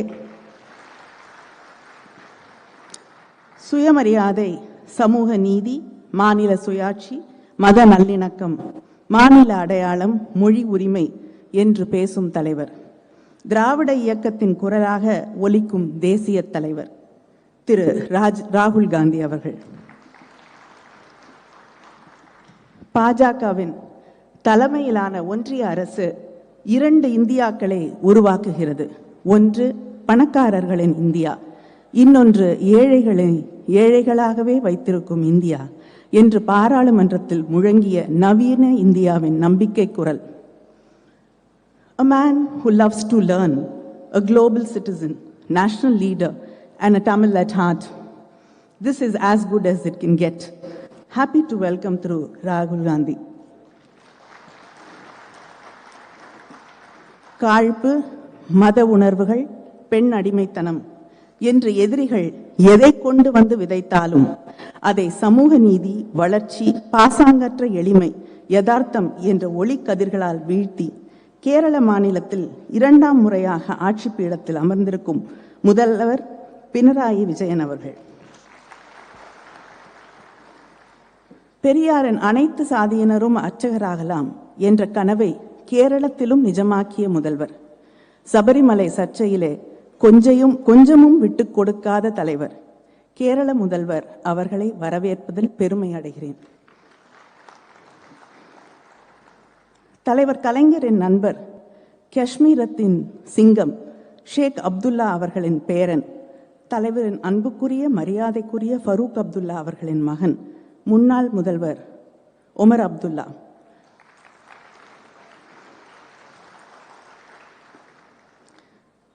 soft spoken but resilience and passion flow through his words. ஒன்றிய அரசு தந்தை மகன் இருவரையும் கைது செய்த போது அதை எதிர்த்து சற்றும் தாமதிக்காமல் குரல் கொடுத்து கண்டித்த முதல்வர் நம்முடைய முதல்வர் தளபதி அவர்கள். A leader who has constantly worked for the unity and rights of the Kashmiri people. He has a vision. It is never about electoral politics, but peace and development. I'm glad to welcome Thiru Omar Abdullah to the book launch.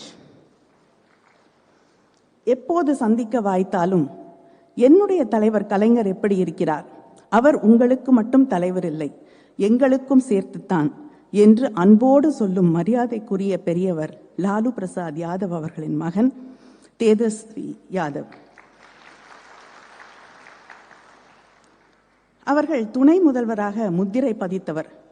மதவாத சக்திகளை எதிர்க்கும் பிற்படுத்தப்பட்ட மக்களின் இளம் தலைவர், பிரபலமான cricket வீரர். Cricket's loss is the nation's gain. Even before the Tamil Nadu Assembly election results were out, he confidently tweeted his congratulations to our leader. Happy to welcome Thiru Tejasvi Yadav, son of Bihar. தலைவர் கலைஞரின் பட்டறையிலே கூர்த்தீட்டப்பட்ட ஆயுதம் இன்று தளபதியின் உற்ற துணையாக என்ன தவம் செய்தனையோ உன்னோடு பணியாற்ற என்று அவரை அணைத்து பாராட்டி உரம் கொடுக்கும் கழகத்தின் பொதுச் செயலாளர். எங்களை எல்லாம் சிறுவயது முதல் விரல் பிடித்து வழிநடத்தும் விழா தலைவர். தலைவர் கலைஞரின் எத்தனையோ புத்தக நிகழ்ச்சிகளில் பங்கேற்று உரையாற்றியவர்.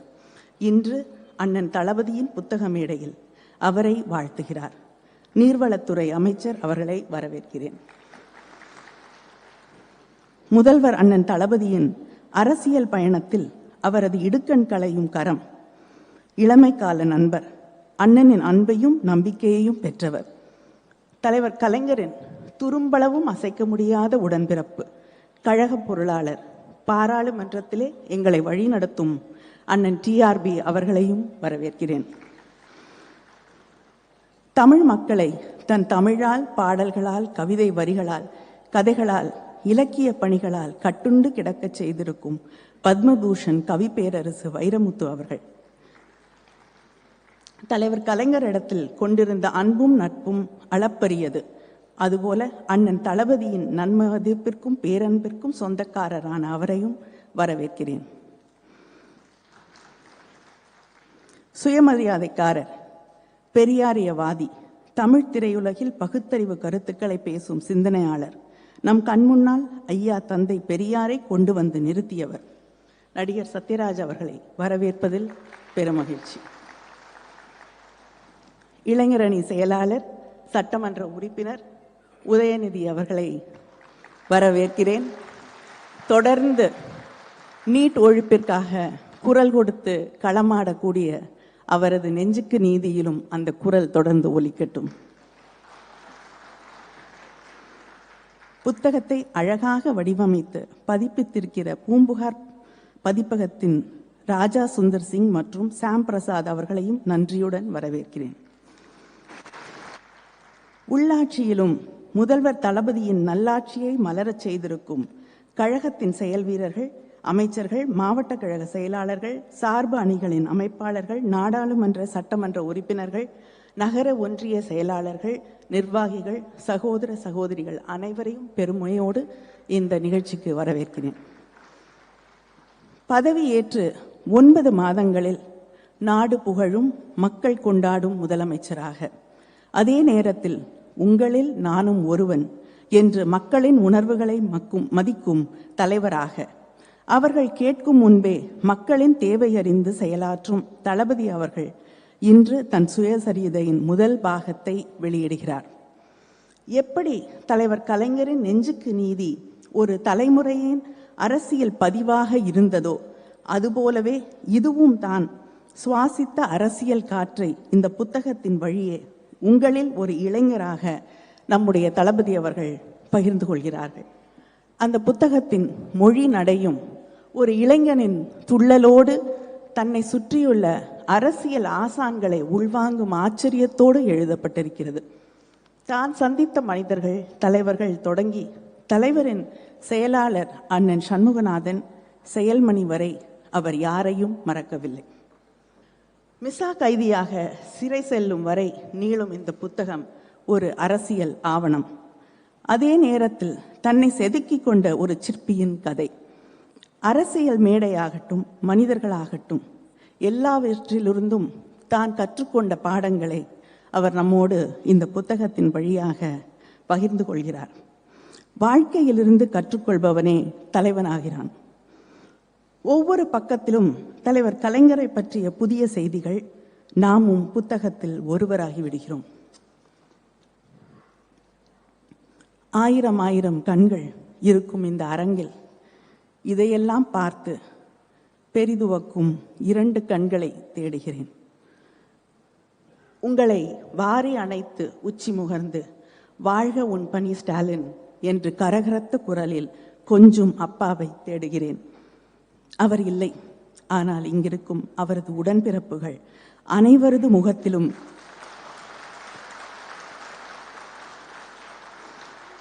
அவர்கள் முகத்தில் இருக்கும் பெருமையிலும் பூரிப்பிலும் பொங்கி விழுகிறது அப்பாவின் அன்பு.